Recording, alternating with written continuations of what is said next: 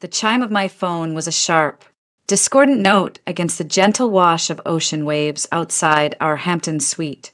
I glanced at the screen, a smile still playing on my lips from arranging the roses Michael had surprised me with. Sterling Family Office. David Chin did a flicker of curiosity. Nothing more. David was the sentinel of my family's quiet fortune, a man of meticulous calm. I took the call. Jennifer. His voice wasn't calm. It was wire-tight. I need immediate verbal verification. A secure matter. My smile faded. David? What's going on? You're on speaker. It's just me. Understood. A pause. The sound of a document being shifted.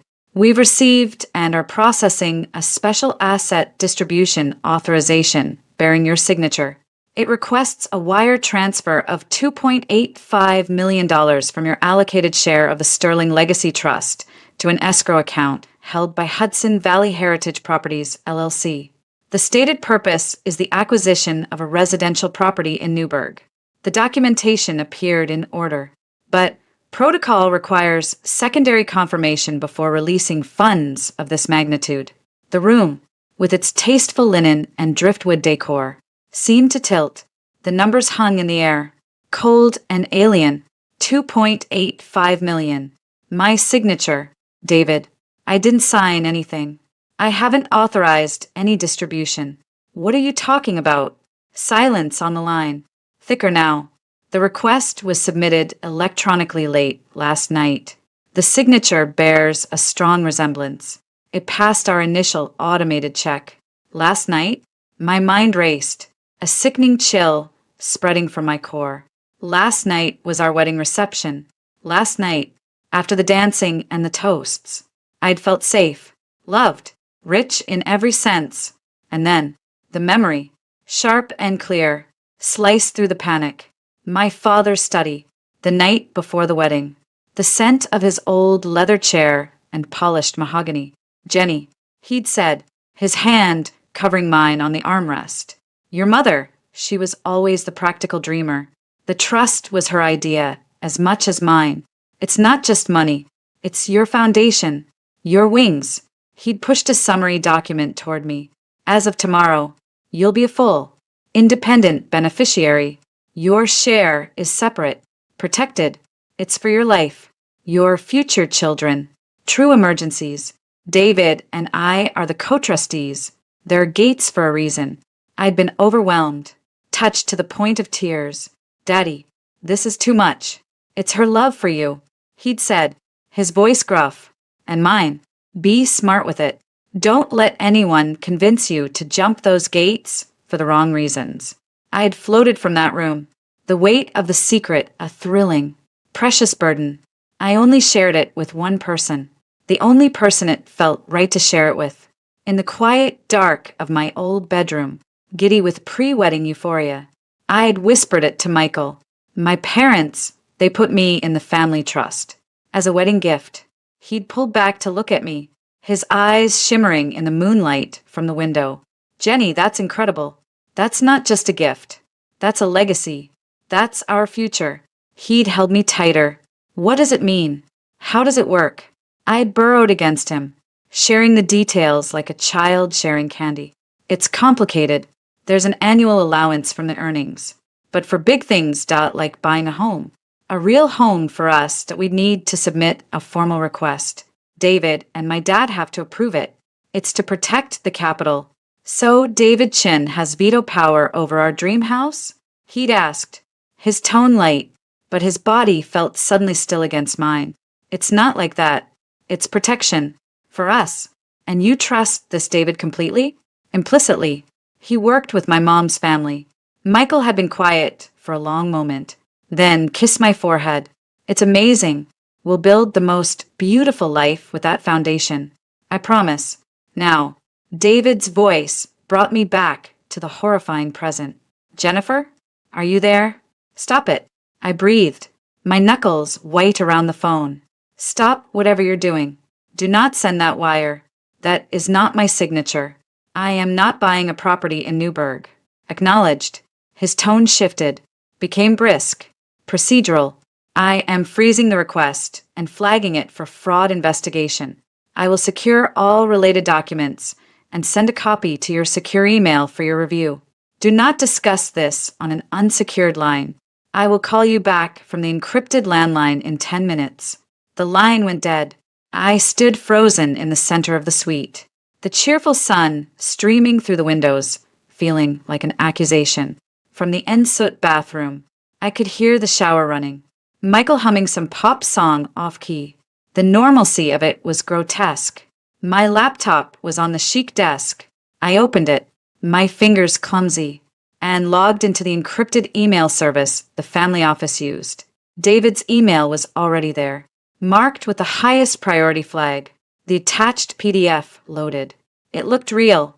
The letterhead was perfect. Sterling Legacy Trust. Administrative office, the language was stiff. Legalistic. There was my name, Jennifer Ann Sterling Carlson, and there, at the bottom, was my signature. Almost.my real signature on my driver's license had a lazy, looping flourish on the final R. This one ended with a sharp, angular jab, as if the forger had gotten tired or nervous. It was a good fake, a damn good one, but it wasn't mine. The property description was for a historic riverfront estate in Newburgh. The purchase price, $2.850.000. The wire instructions were detailed, and then I saw it at the bottom of the form. In the section for secondary contact/relationship to beneficiary, Michael Carlson, husband. Michael's cell number. Elena Carlson's sister. A718 area code number I didn't recognize. Sister, Elena. Michael had mentioned his sister Elena, a struggling, single mom in Queens. He'd said they weren't close. He'd never given me her number. Why was she the secondary contact on a multi-million-dollar wire transfer from my trust? The shower stopped. The bathroom door opened. Steam billowing out. Michael emerged, a white towel slung low around his hips, his hair damp and tousled. He grinned, that easy, heart-stopping grin that had made me fall for him. Hey, beautiful. Who is on the phone? Planning our next adventure already?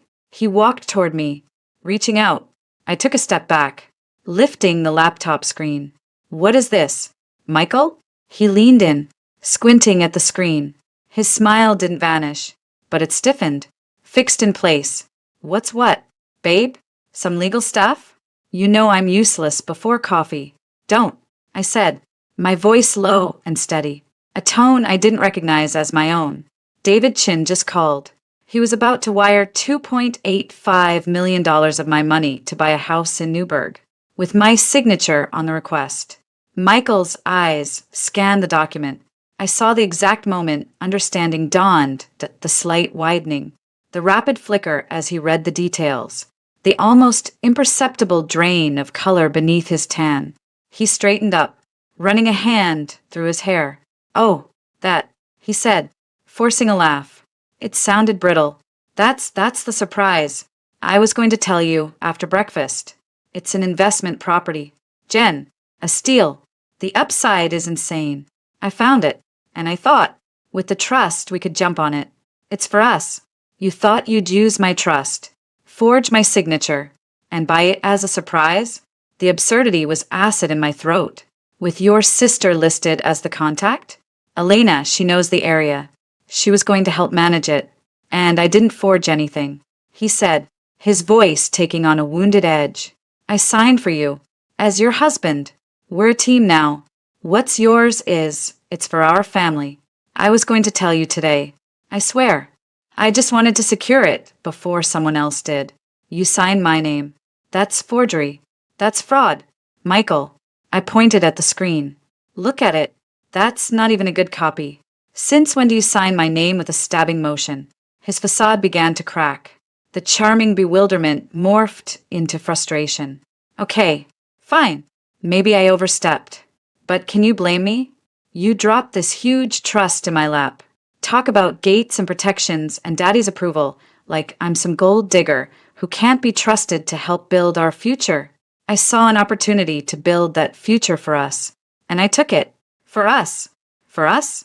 I snapped, the icy control breaking.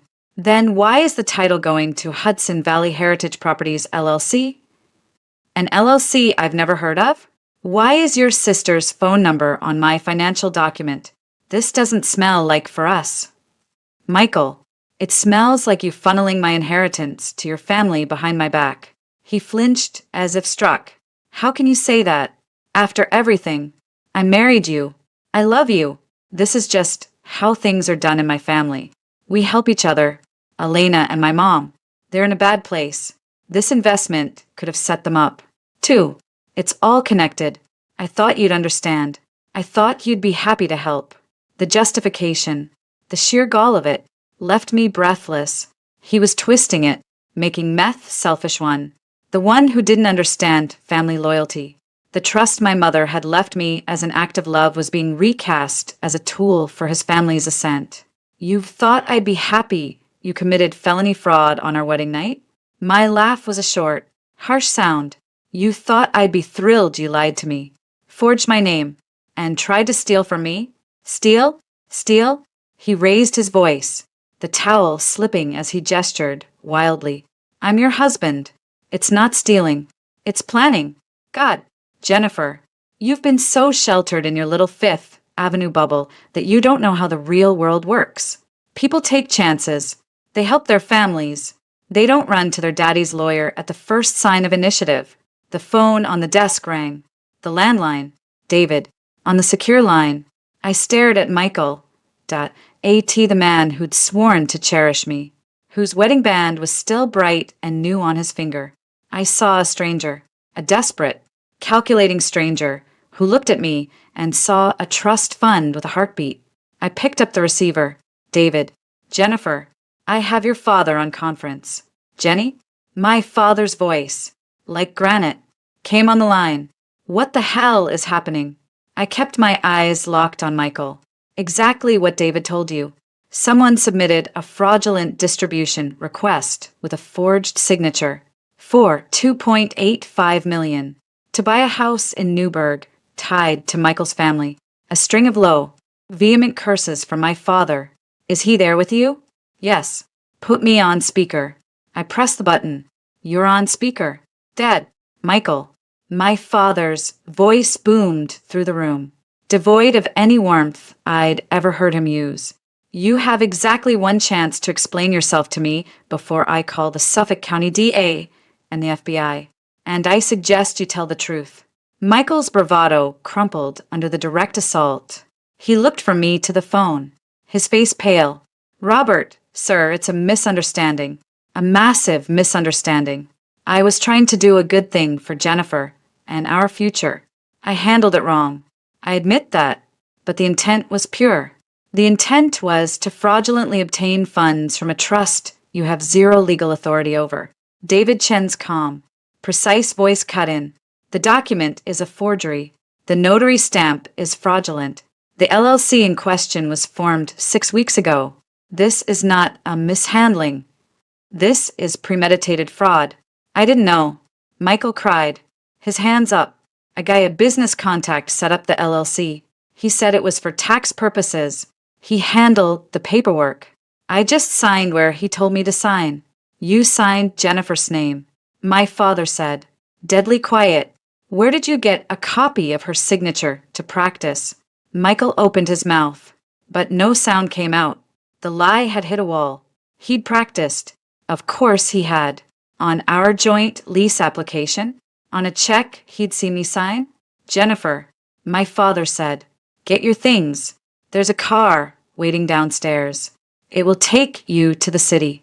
Andrew and David will meet you at the office. Do not engage with him further. Michael's eyes widened in panic. No, Jenny, please, don't do this. We can fix this. It's our honeymoon. That word, in this context, was the final twist of the knife. I felt nothing. No love, no hate, just a vast, hollow cold. I hung up the phone. I walked to the closet, pulled out my weekend bag, and began mechanically throwing in my clothes. My toiletries from the marble bathroom. You're leaving? He whispered, incredulous. You're just going to walk out? After everything? Because of a paperwork error? I zipped the bag shut and turned to him. It's not an error, Michael. It's a crime. And you're not the man I married. I'm not sure I ever knew who that was. I picked up my purse, slid the laptop inside. The wedding is over. Consider this the annulment. I walked to the suite door. He didn't move, standing like a statue in his towel amidst the ruins of the romantic setup. Jenny, his voice was a broken thing now. I love you. I didn't look back. No, I said, opening the door. You loved the trust. The hallway was silent, plush carpet muffling my steps. The elevator ride down was a blur. The bright, breezy lobby felt like another planet. A black town car was idling at the curb, a driver standing beside it. He nodded as I approached. Ms. Sterling? Your father sent me. I slid into the cool, leather interior as the car pulled away from the picturesque inn toward the highway back to New York. I finally let the tremor take over. I wrapped my arms around myself, watching the sunny, perfect Hamptons scenery fly past, feeling like I was escaping a crime scene. Because I was. The crime had been committed against my future, my trust, and my mother's legacy. And the perpetrator was the man whose name I now legally shared. The fight, I knew, was only beginning. But the first battle, the battle for my own belief, that was over. I believed the evidence. I believed David. I believed my father. I no longer believed in Michael. The 60-mile drive from the Hamptons to Manhattan was a silent, rolling decompression chamber. My father's driver, Leo, a man of few words and granite discretion, didn't ask questions. The only sound was the soft hum of the tires and the staticky murmur of a financial news station he kept low. I stared out the window, the picturesque villages and sprawling estates blurring into a meaningless watercolor. My mind replayed the last hour on a nauseating loop. David's clinical tone, the pixel-perfect forgery on my screen. Michael's face cycling from charm to panic to accusation. My phone buzzed in my clutch. Not Michael. A text from my father, direct and characteristically succinct. Andrew's office, 60th floor. Now, David and Claude are here. Claude, my mother's sister. Claudia, my godmother. My surrogate mother after mine passed. And the human equivalent of a finely tuned radar system. She'd never liked Michael.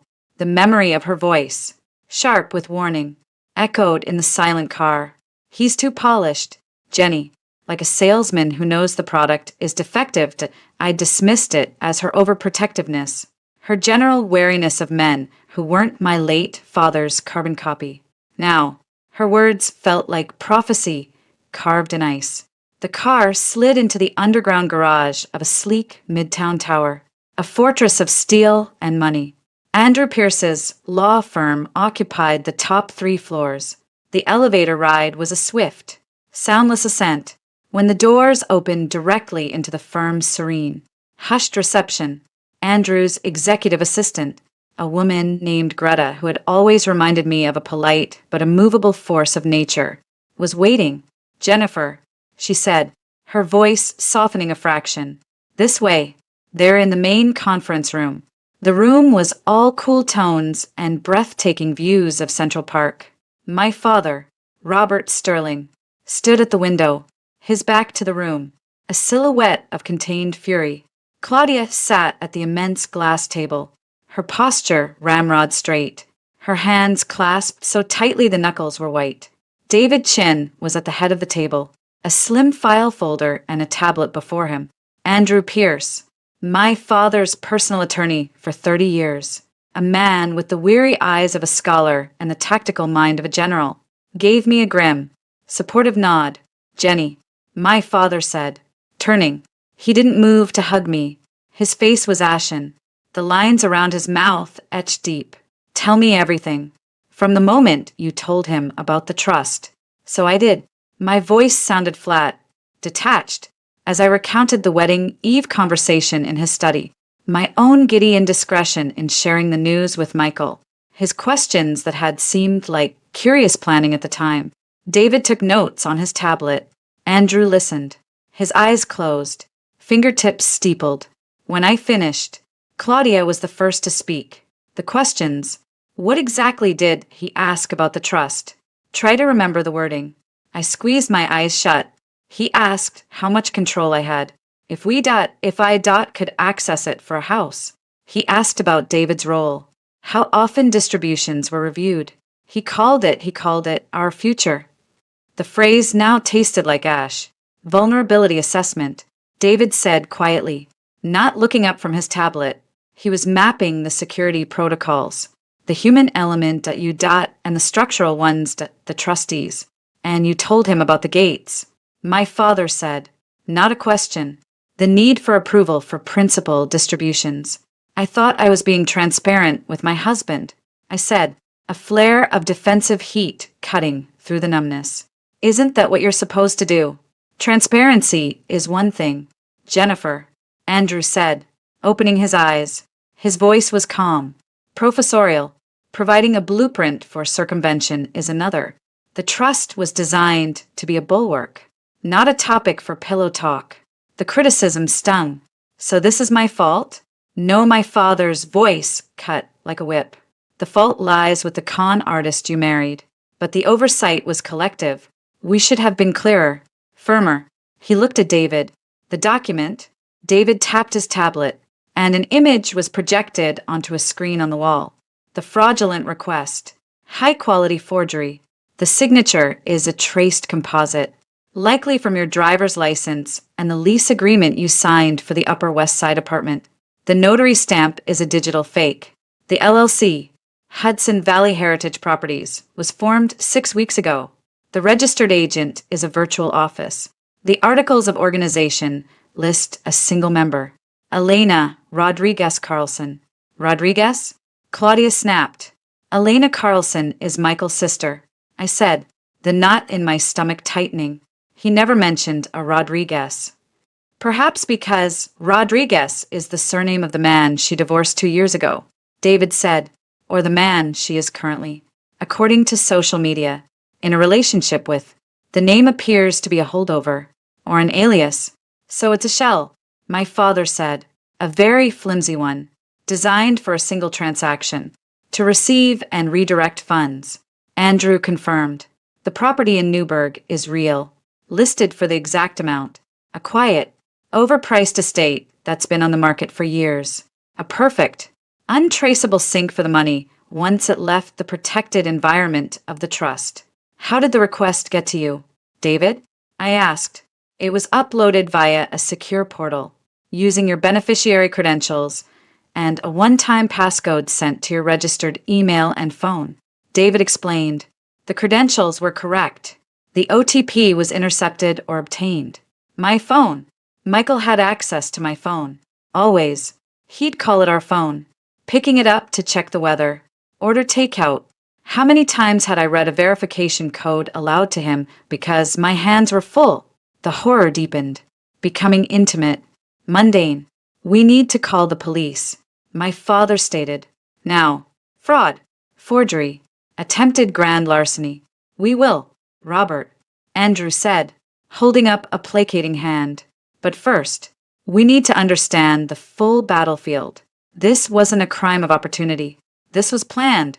The LLC, the property targeting, the forged documents. This required research, preparation, and likely accomplices.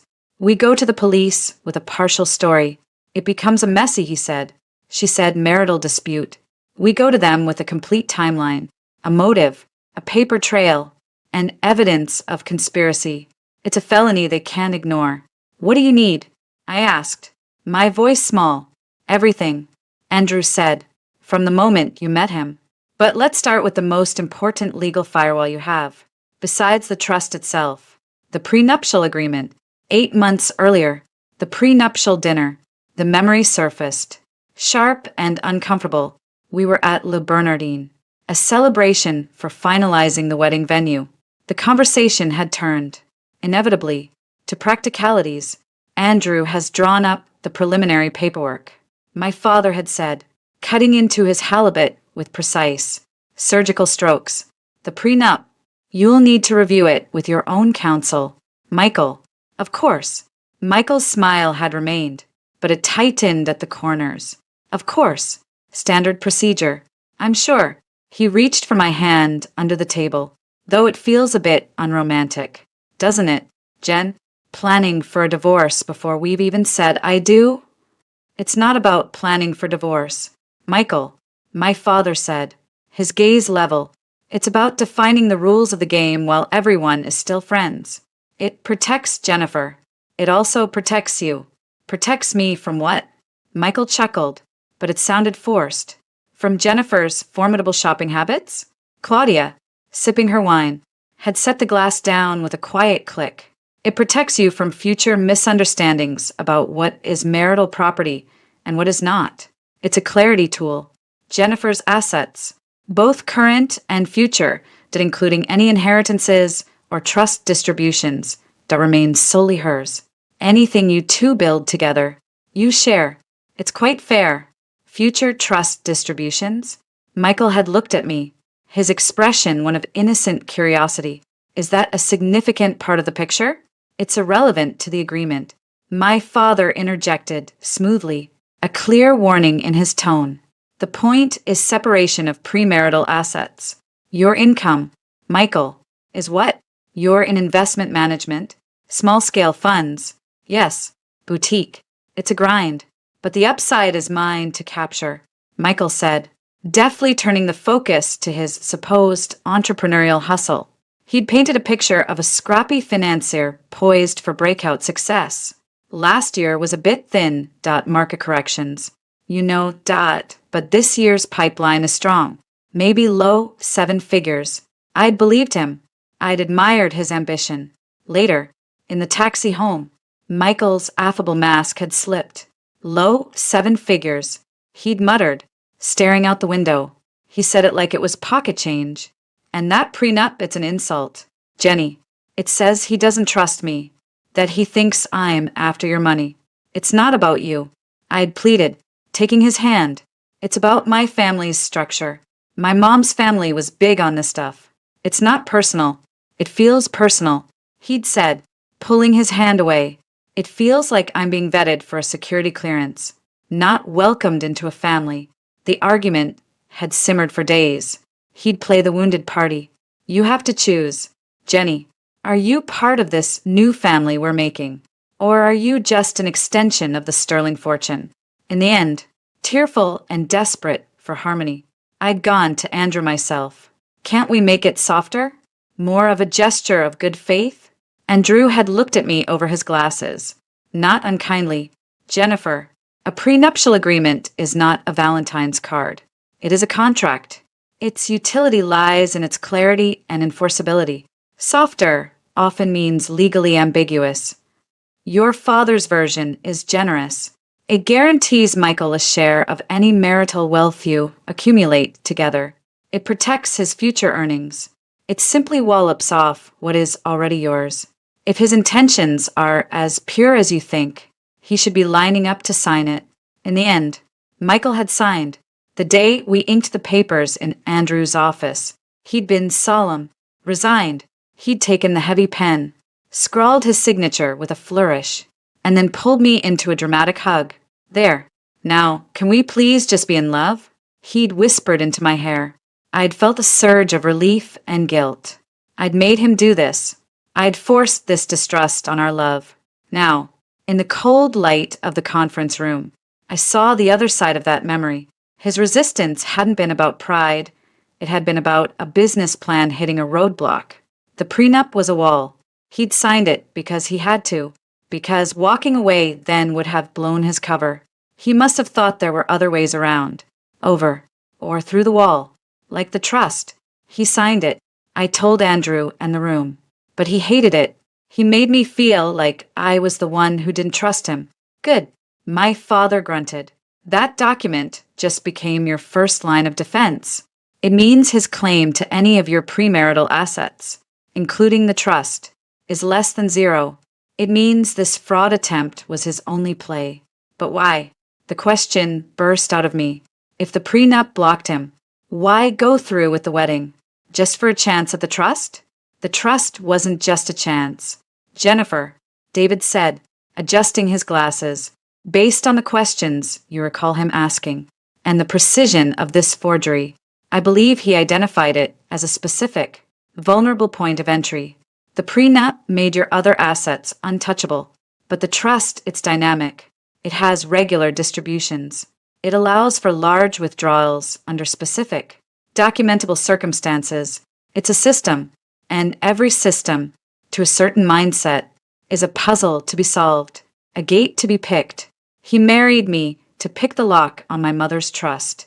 I said, the words making it real. It appears so. Andrew nodded. The marriage gave him proximity, intimate knowledge, and a semblance of moral authority. As her husband is a powerful phrase to throw around, even if it holds no legal water with your specific structures. It creates confusion, hesitancy. He was counting on that. So what now?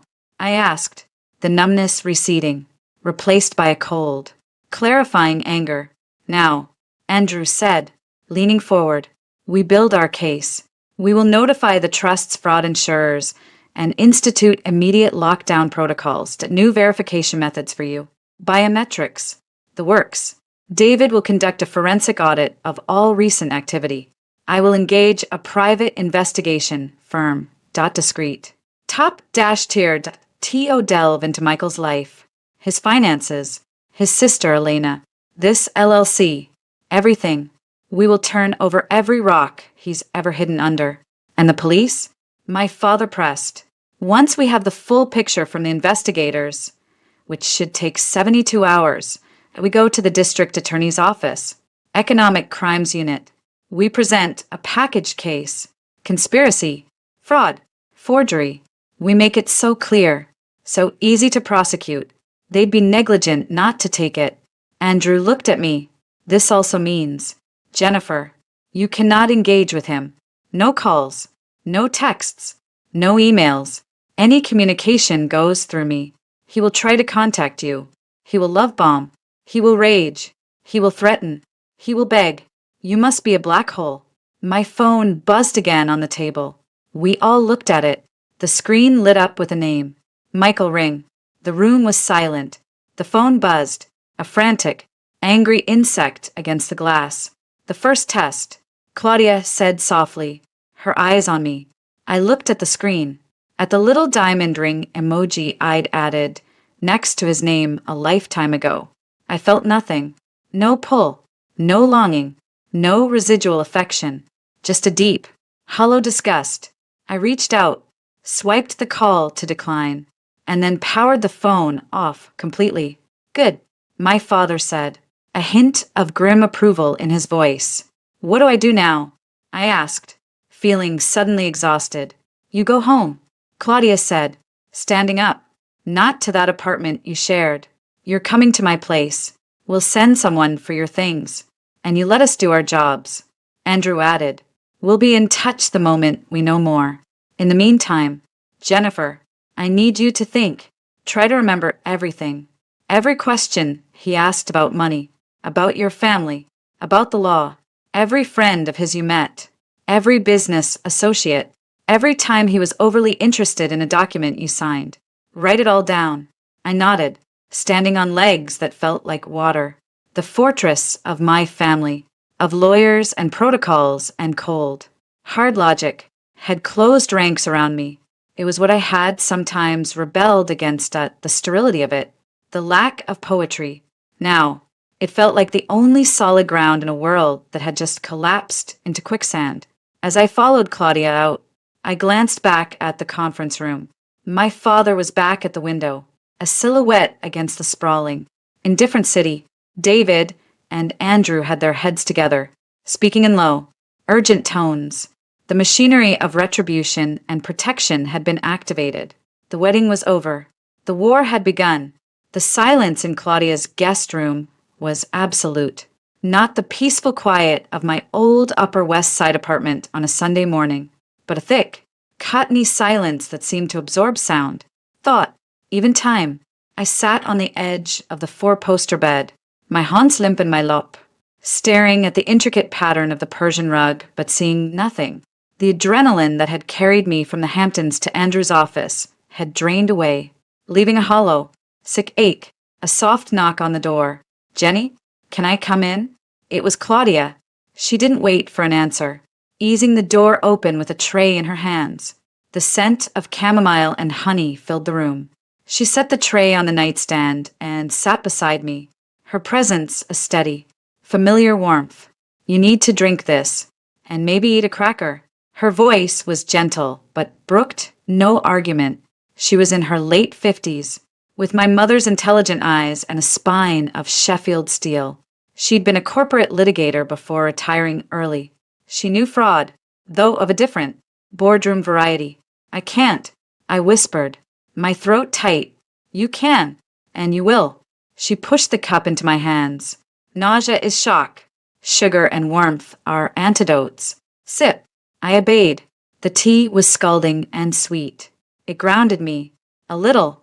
Andrew's investigator called. She said, her tone shifting to business. A preliminary report. Do you want to hear it now? Or do you need a moment? The hollow feeling was instantly replaced by a cold, sharp dread. Now, tell me. She took a deep breath. Michael's employment. Carlson Capital Partners is essentially a shell, a registered address at a virtual office in WeWork, a bare-bones website, no listed clients, no SEC filings of any substance. The business phone number forwards to his cell. I closed my eyes. A shell, the word echoed. Our apartment, our life, a facade built over void. His MBA, he said, NYU Stern. No record of a Michael Carlson obtaining an MBA from Stern in the time frame he provided. They're checking for alternate names or possible attendance without graduation. But it's not looking good. A lie, a foundational one.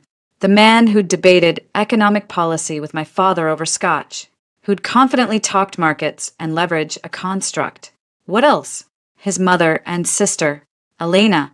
They reside at the address in Queens he gave you. The house is a modest but well-kept two-family owned by the mother. Mortgage is current.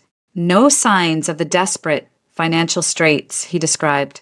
Elena works at a nail salon called Polished in Astoria. She drives a 3-year-old Honda Civic. No criminal record. Nothing matched the narrative. The struggling family. The urgent need all fabrications to elicit sympathy, to lay the groundwork for the investment that would help them. There's one more thing, Claudia said, her voice dropping.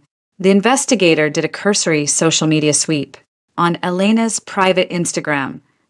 She's not good at her privacy settings. There are pictures from about 5 months ago. A group dinner. Michael is there. And so is a woman. Blonde. Striking. Very done. Not your style at all. In one picture, she has her hand on Michael's arm. The caption, from a friend's comment, says, "Lovebirds, when's the big day for you two?" The air left my lungs. The image from my own wedding flashed. Michael on the terrace, talking intensely with a blonde woman I didn't know. He'd said she was a cousin, asking for money. She was at the wedding. I said, my voice flat. He said she was a cousin, needing a loan. Claudia's jaw tightened. The investigator is trying to ID her. But Jenny, this pattern, the fake business, the fake degree, the fake financial crisis, now a mystery woman. This wasn't a man who got in over his head. This was a campaign. My phone, now powered on, but with all notifications for Michael blocked. Buzzed. A text from my best friend, Chloe. Heard rumblings from my mom, who heard from Claude. I'm outside. Let me up or I'm climbing the fire escape. A ghost of a smile touched my lips. Chloe didn't do pity, she did solidarity, usually with a side of profanity. It's Chloe. Good, Claudia said, standing. Let her in. You need a friend who isn't a lawyer or a relative. I'll be downstairs. Andrew and David are coming by in an hour. Chloe swept in, a whirlwind of designer jeans, tousled blonde hair, and fierce energy. She didn't hug me. She gripped my shoulders, her green eyes scanning my face. Okay, breathe. You're in shock. I've brought emergency supplies. She dumped a tote bag on the bed, pulling out a bottle of very expensive bourbon, a bag of gourmet gummy bears. and a sleek, new burner phone. The bourbon is for later. The gummy bears are for now. Sugar. Good. The phone is for stalking that asshole without using your real number. Now, start talking. From the top, as I recounted the last 24 hours, the call, the document, the confrontation, the investigator's findings that Chloe's face cycled through horror, rage, and a grim I told you so satisfaction that only a best friend can deliver without causing offense. The blonde, she hissed when I finished. I knew it. At the reception, I saw you talking to her. She looked like she'd been dipped in shellac. I pointed her out to you. Remember? You were too busy being radiant. I did remember. A flicker of unease I dismissed. You said she looked familiar. She looked like every aspiring Real Housewife wannabe at a meatpacking district bottle service club.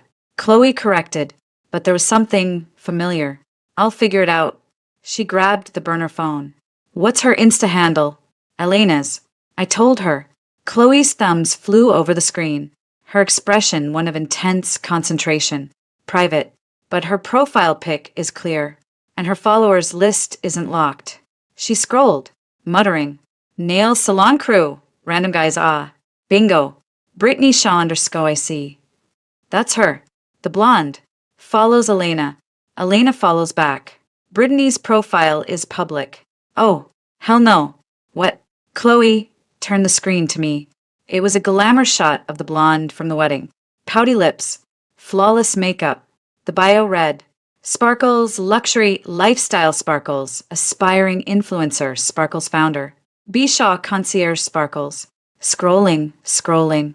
Chloe's finger moved. Photos of cocktails. Rooftop bars. Tagged designer clothes. Here, 6 months ago. Celebrating my love's big promotion. Hashtag blessed, hashtag Carlson Capital. She zoomed in. The photo showed Brittany, cheek to cheek with a beaming Michael. He was holding a bottle of champagne. The caption underneath. From a commenter. Congrats to you both. Mikey's moving on up. The world narrowed to that pixelated image. His arm around her waist. His smiled the same smile he'd given me when he proposed. The date stamp. 6 months ago. We were already engaged then. We'd just signed the lease on the apartment. He was with her. I said, the words sounding distant. While he was with me, he was public with her. Chloe corrected, her voice dripping with venom. While he was secretly securing his meal ticket with you. This wasn't an affair, Jenny. This was a parallel operation. The doorbell rang downstairs. Andrew and David had arrived. The atmosphere in Claudia's formal living room was that of a war council. Andrew had a thin file. David had his tablet. Chloe had planted herself next to me on the sofa, a silent guardian. We've identified the blonde. Andrew began. Without preamble, Brittany Shaw, 28. Freelance brand consultant, that which seems to mean she organizes parties and gets free clothes in exchange for social media posts. She has a modest following. More importantly, she has a history with Michael Carlson dating back at least 2 years. According to their social media, cross-posting. 2 years? I interrupted. We've been together for 2 years. Precisely, David said softly. The timelines overlap completely. The investigator found a shared lease agreement from 18 months ago. Andrew continued. For an apartment in Long Island City. In the names of Michael Carlson and Brittany Shaw. It expired 3 months before he moved in with you. The pieces were no longer falling into place. They were assembling themselves into a monstrous, obvious picture. So he was living with her. While he was dating me. It appears he maintained a relationship with her throughout his courtship of you. Andrew confirmed. His tone clinical. The question is, what was her role? A romantic partner he couldn't or wouldn't give up. Or something else. The wedding. I said, remembering. She was there. They were arguing. He said she was a cousin asking for money. A convenient cover. David mused. Her presence, if noticed, could be explained away. An argument could be staged to support the needy relative narrative. It also potentially allowed her to observe the event, the security, the guests, to case the joint. Chloe muttered darkly. We're exploring all possibilities. Andrew said, the immediate concern is Elena Carlson, or Rodriguez Carlson. The LLC is in her name. She is the direct beneficiary of the fraud. We need to understand her position. Is she a willing accomplice? A dupe? Under Michael's control? We also need to consider the possibility of a wider network. David added, forgery of this quality, setting up the LLC, identifying the property. IT suggests some level of sophistication or assistance. My head was spinning. A network, a conspiracy, words from true crime documentaries, now describing my marriage. What do we do? I asked, my voice steadier than I felt. The shock was hardening into something else. A cold, focused anger. We proceed on 2 tracks. Andrew said, Track 1. Continue the deep dive into Michael's life. Finance, associations, past addresses. Track 2. We need to engage him. I thought you said no contact. I said, you will have no contact. I will. Andrew clarified.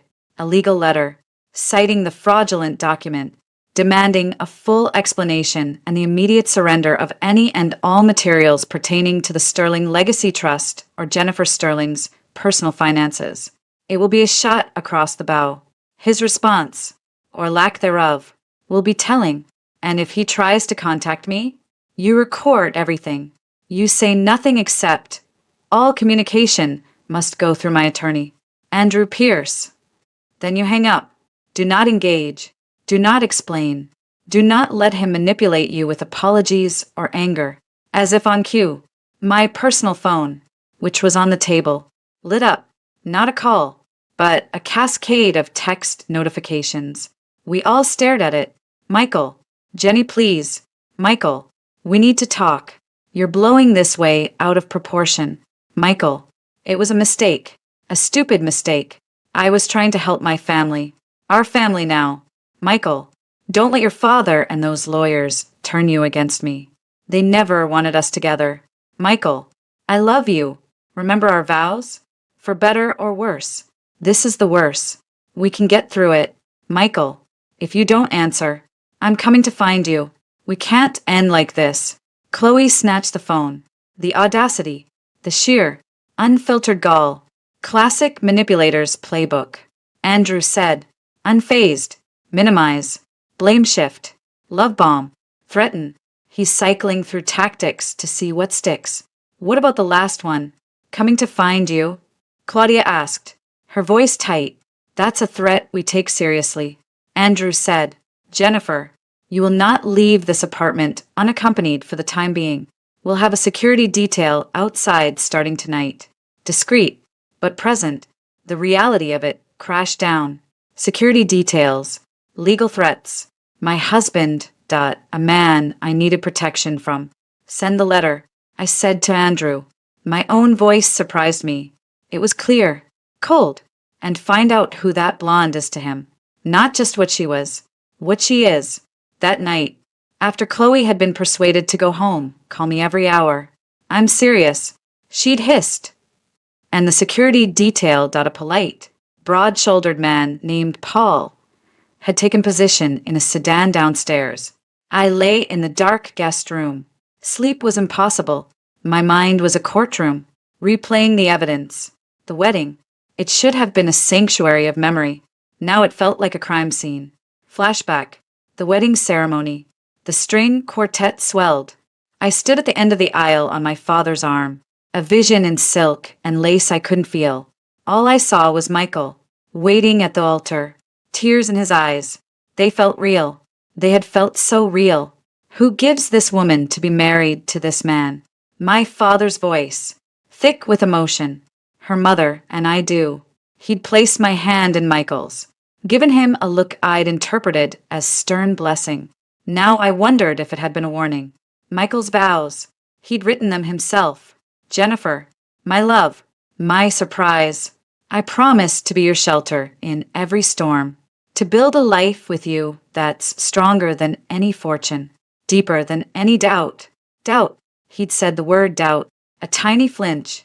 Now a screaming alarm. Flashback. The reception. We were dancing. his hand warm on the small of my back. Happy? He'd murmured into my hair. The happiest? I'd whispered back, believing it. Good. This is just the beginning. Our empire. I'd laughed it off as romantic hyperbole. Our empire. Later, catching the blonde, Brittany on the terrace. Her expression wasn't that of a needy cousin. It was furious, possessive. Michael's body language closed off, tense, trying to steer her away. He'd seen me approaching, his smile instant and blinding. Baby, this is my cousin, Britt. She's having a bit of a crisis, begging for a loan. Not the time or place. Right. Britt? The woman had forced a smile, her eyes raking over me with a look I now recognized as pure, undiluted hatred. Congratulations, she'd said, her voice like splintered glass. You got a good one. Then she'd walked away, her heels clicking sharply on the stone. Sorry about that, Michael had said, pulling me close, his heartbeat steady under my ear. Family, you know, always drama. And I, fool that I was, had kissed his jaw. It's okay. We have our own family now. The memory was a physical pain. I got out of bed, pacing. I opened the burner phone Chloe had left. I found Brittany Shaw's Instagram again. I scrolled back, further, past the glamour shots, past the club photos. A year ago, a picture of a Christmas tree. My love, my home, #cozy. The apartment in the background wasn't the one in Long Island City. It looked older, more. Queens. I zoomed in on a picture on the mantel. It was small, blurry, but it was unmistakable. Michael, Brittany, and an older woman with Michael's smile. His mother. The caption, family is everything. Family. His family. The one he'd told me was struggling, living in a cramped, rundown place. The photo showed a tidy, decorated living room. It showed a family that included Brittany Shaw. A new, even more terrifying thought began to form. What if Brittany wasn't just a girlfriend? What if she was more entrenched? My real phone buzzed again. A single text from an unknown number. Jennifer, it's David. Apologies for the late hour. The investigator found something urgent in a public record search. It's about Elena Rodriguez Carlson. Please call me on the secure line when you are able. Urgent. I looked at the clock. 2:17 a.m. I dialed the number he'd programmed into my phone earlier. He answered on the first ring. Jennifer. What is it? David? A pause. I could hear the hum of his computer. We ran a deeper background on Elena Rodriguez Carlson. Beyond the LLC, we checked marriage records. My heart stopped. She is currently, and legally, married. The marriage license is on file with the City of New York. The spouse's name is listed as Michael Antonio Carlson. The world didn't tilt this time. It shattered. Married. I repeated, the word like a stone in my mouth. The marriage took place 4 years ago. In Queens, there's no record of a divorce, annulment, or legal separation. So when he stood across from me, when he said I do, when he signed the marriage license with me, he was already married.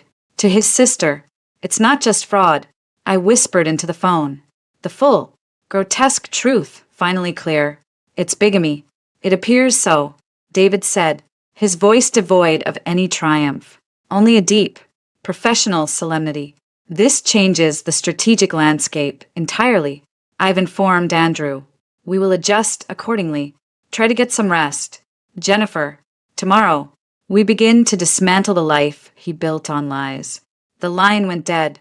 I stood in the dark of Claudia's elegant guest room. The phone clutched in my hand. The man I'd married was a criminal, a forger, a bigamist. And the web was deeper, darker, and more humiliating than I could have ever imagined. The vows echoed in the silence. For better or worse, he had given me the worse. And it was all a scripted lie. The trial, I knew, would no longer just be about money. It would be about unraveling a stolen life. And it started now. David's words, delivered in that sterile, midnight phone call, hung in the air of Claudia's guest room long after I'd hung up. Married. For years. To Elena, the facts were simple, monstrous. They didn't feel real. They felt like a plot twist in a bad Lifetime movie. Too lurid, too cruel to be my life. I didn't cry. I just sat on the edge of the bed, the ornate pattern of the rug blurring, my mind trying and failing to reconcile the man who'd wept reading his vows with the man who had a wife waiting for him in Queens. The sun rose, casting sharp, accusing light through the windows. Claudia found me there, still dressed in yesterday's clothes, holding the burner phone like a talisman. She took one look at my face and knew the news had gotten worse. "Tell me," she said, sitting beside me, her voice a low command. He was already married, I said, the words tasting of ash and iron. To Elena, for years, no divorce. Claudia didn't gasp. She went very still, her lawyer's mind instantly cataloging the implications. "Bigamy," she stated, the word final and damning. "The marriage to you is voidable.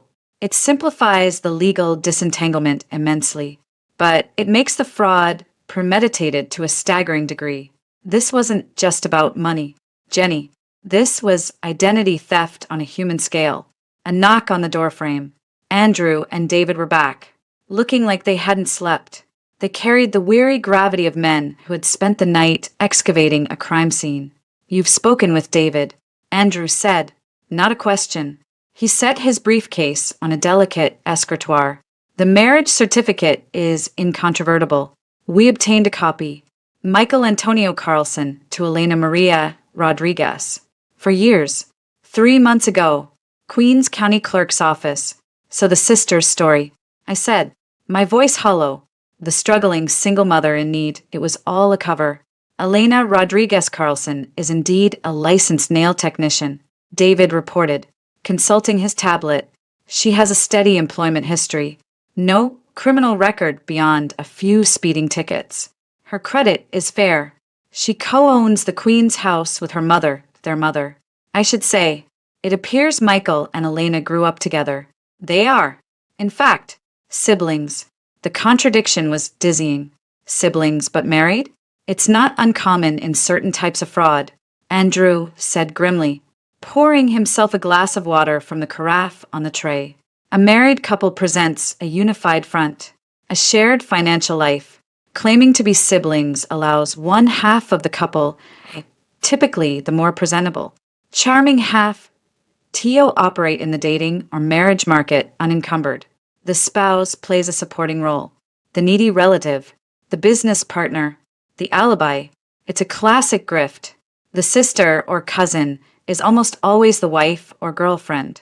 The life I thought I had disintegrated, replaced by a cold, architectural blueprint of deceit. Michael and Elena, husband and wife. Grifters, my husband and his wife." The nausea returned.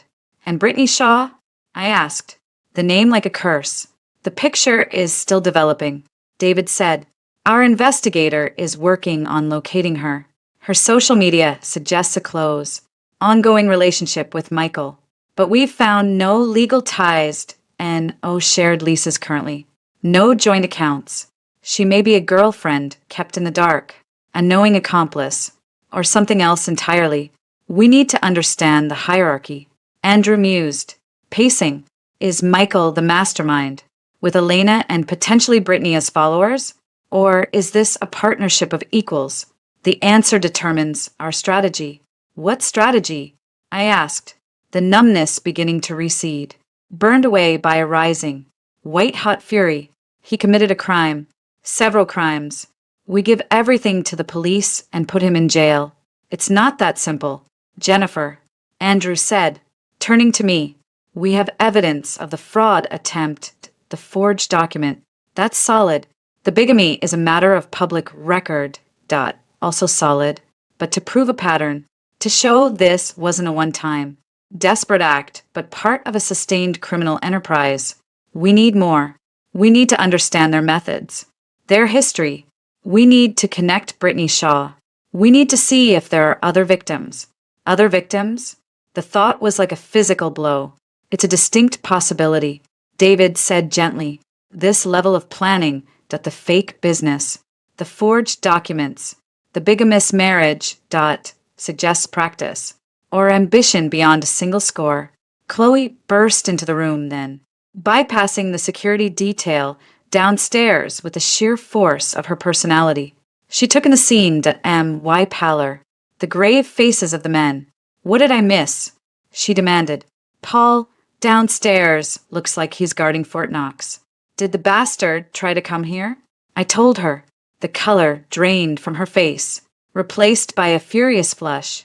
He married you while he was already married? To his sister wife. What is this? A Gothic novel? I'm going to find him and castrate him with a rusty spoon. Stand in line, Claudia muttered. The investigator, Andrew said, redirecting us. He's made contact with a potential source. The disbarred lawyer, Gerald Moss, the one whose digital signature was clumsily mimicked on the fake notary stamp of your document. He's facing unrelated charges. Tax evasion. He's amenable to conversation in exchange for consideration with the DA. He'll talk? I asked. He'll imply. Andrew corrected. We're meeting him in 2 hours. A neutral location. David and I will go. You. He pointed at me. We'll stay here. Safe. We'll relay everything. The neutral location was a bland, mid-tier hotel conference room near JFK Airport. Gerald Moss was a man in his late 50s, with the rumpled, anxious look of someone who'd once worn good suits but had forgotten how to wear them.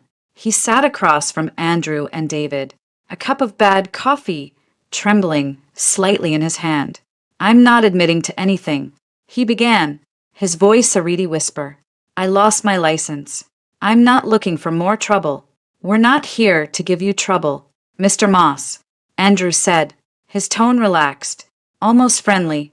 We're here about a specific document, a special asset distribution authorization for the Sterling Legacy Trust.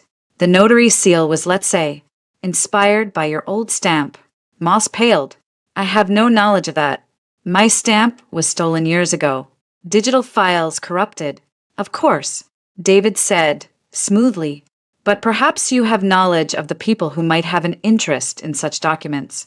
A man named Michael Carlson, a woman named Elena Rodriguez Carlson, possibly another woman, Brittany Shaw. Moss's eyes darted between them. He took a sip of coffee, his hand shaking. I can't. I don't know those people. That's unfortunate. Andrew sighed, making a show of closing his notebook. Because we were prepared to offer a letter to the district attorney detailing your full cooperation in our separate civil fraud investigation, a letter that might be looked upon favorably when it comes to sentencing on your other matters. But if you don't know them, he started to rise. Wait, Moss put a hand on the table. He looked like a man who'd been cornered by his own bad decisions. I might have been approached for consultation a few months back. By whom? David asked. A woman, called herself Elena, said she and her brother were trying to access a family trust for a property investment, said the trustee was being difficult, wanted to know what paperwork would be needed, how to make it look airtight, and you advised her? Andrew pressed. I said in a hypothetical sense that a properly executed request from a beneficiary, with notarized signatures, would be necessary. That's all. General information. And did you provide a template? David's voice was icy. Or perhaps a scan of a notary seal. Hypothetically, Moss looked at his coffee cup. A long silence stretched.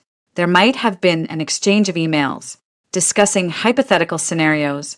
They paid me $5,000 cash for my time. The emails. Andrew said, we'd like them. I don't have them anymore. Everything is somewhere. Mr. Moss, David said, cloud backups, old hard drives. We have subpoena power. It would be easier for everyone if you provided them voluntarily. Today, as a sign of your cooperative spirit, Moss deflated, a balloon losing all its air. I have a laptop. In my car. The emails are there. From a throwaway account. We'll come with you, Andrew said, standing, as they walked to the parking garage. Moss, defeated, kept talking, as if to justify himself. They seemed smart, ambitious. The brother, Michael, he was the talker, Charming. Said it was a legacy trust, that his new wife was being controlled by her father. He made it sound almost noble, freeing her inheritance from the clutches of a controlling family. David exchanged a glance with Andrew. The narrative Michael had constructed to the oppressed wife. The overbearing father.it was designed to elicit sympathy, even from a crooked lawyer. And the other woman? David asked. Brittany? Moss frowned, unlocking a beat-up sedan. Brittany? Yeah, she was around, at a meeting. Looked bored, like she was just along for the ride. Elena did most of the talking. Michael did the vision thing. Brittany, she was decoration. He handed over a cheap laptop from under the passenger seat. David powered it on, navigated to a web-based email client. The emails were there, detailed, chilling. Elena, writing with a startlingly cold precision, asking about bypassing trustee discretion and creating a paper trail for a real estate acquisition. Michael, chiming in with smooth assurances about the beneficiary's eventual cooperation, and attached, a poorly scanned image of a notary seal belonging to Gerald Moss. ESQ. It was a conspiracy, documented in plain text. They asked about other things too. Moss offered, eager to trade all his information now. Not just the trust. They asked about prenuptial agreements, how hard they were to break, what constituted duress in signing. Andrew's jaw tightened. What did you tell them? I told them a prenup like the one you described, ironclad, drafted by a firm like yours that was virtually unbreakable, especially with independent counsel. I told them not to waste their time, so they had known the prenup was a dead end. The trust was their only viable target. This wasn't a crime of passion or desperation. It was a calculated, professional assessment of weaknesses and opportunities. Back at Claudia's, Andrew and David presented their findings. The emails were printed, laid out on the dining table like evidence in a murder trial. So it's the two of them, Michael and Elena, with this Moss character as a resource. Claudia summarized, her finger tracing a line of text about beneficiary coercion models. And Brittany Shaw? I asked, looking at a photo David had printed from her Instagram. She was beautiful in a hard, glossy way. Decoration. Moss said, perhaps. David said, or perhaps she's their marker. Marker? In long cons. Andrew explained, sometimes you plant a person in the life of the mark that the target, someone attractive, who shows interest. It validates the con artist, makes him seem desirable, in demand. It can also be used to create jealousy, to push the mark into making faster commitments. If you don't lock this down, I have other options. The memories assaulted me. The times Brittany had liked Michael's old social media posts from before we met, keeping her presence faintly visible. The way he'd sometimes be vague about his evenings, mentioning networking drinks where I'd picture boring financiers, not a glamorous woman hanging on his arm. Had it all been a play, a stage drama to make me feel lucky? To accelerate the relationship? We need to find her, I said, my voice quiet but firm. We need to know what she knows. The investigator is on it, Andrew assured me, but our immediate priority is locking down your life. We've filed the annulment petition based on bigamy. That's a slam dunk. The fraud case we're building with the DA is strong, but Michael is getting desperate. As if summoned, my phone buzzed. A new email. From an address I didn't recognize. The subject line, please Jenny, one chance. I didn't open it. I handed the phone to Andrew. He read it, his expression grim. Then read it aloud. Jenny, I know you won't answer my calls. I know they've poisoned you against me. I made a terrible mistake. I was scared. For my family.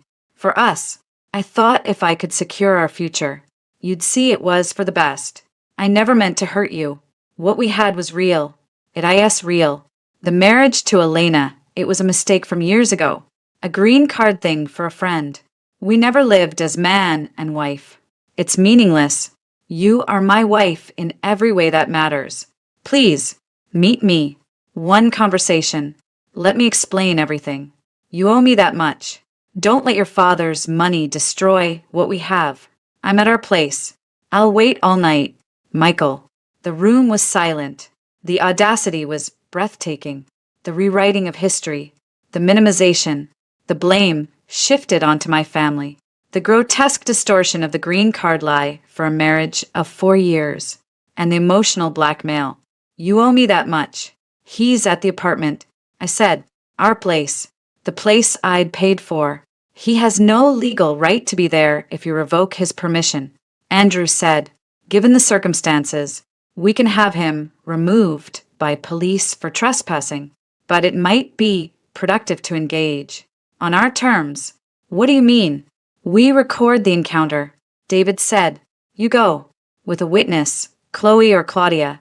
You wear a wire. You get him talking. About the trust. About Elena. About the plan. His version, in his own words, could be invaluable. The idea of seeing him again, of being in that space we'd shared, made my skin crawl, but the idea of him sitting there, in my home, waiting for me, was worse. And the colder, harder part of me, the part that was emerging from the wreckage, wanted to look him in the eye one last time. I'll do it, I said, but not there. Somewhere public, somewhere neutral. Andrew nodded. Good. We'll suggest a place. We'll have security nearby. You say your piece. You get him to incriminate himself. You walk away. It's the beginning of the endgame. Jennifer, the endgame. I looked at the email, at the pathetic, manipulative words. You are my wife in every way that matters to N.O. I was his mark, his target, and now I was becoming something else. His nemesis. Set it up. I said, let's finish this.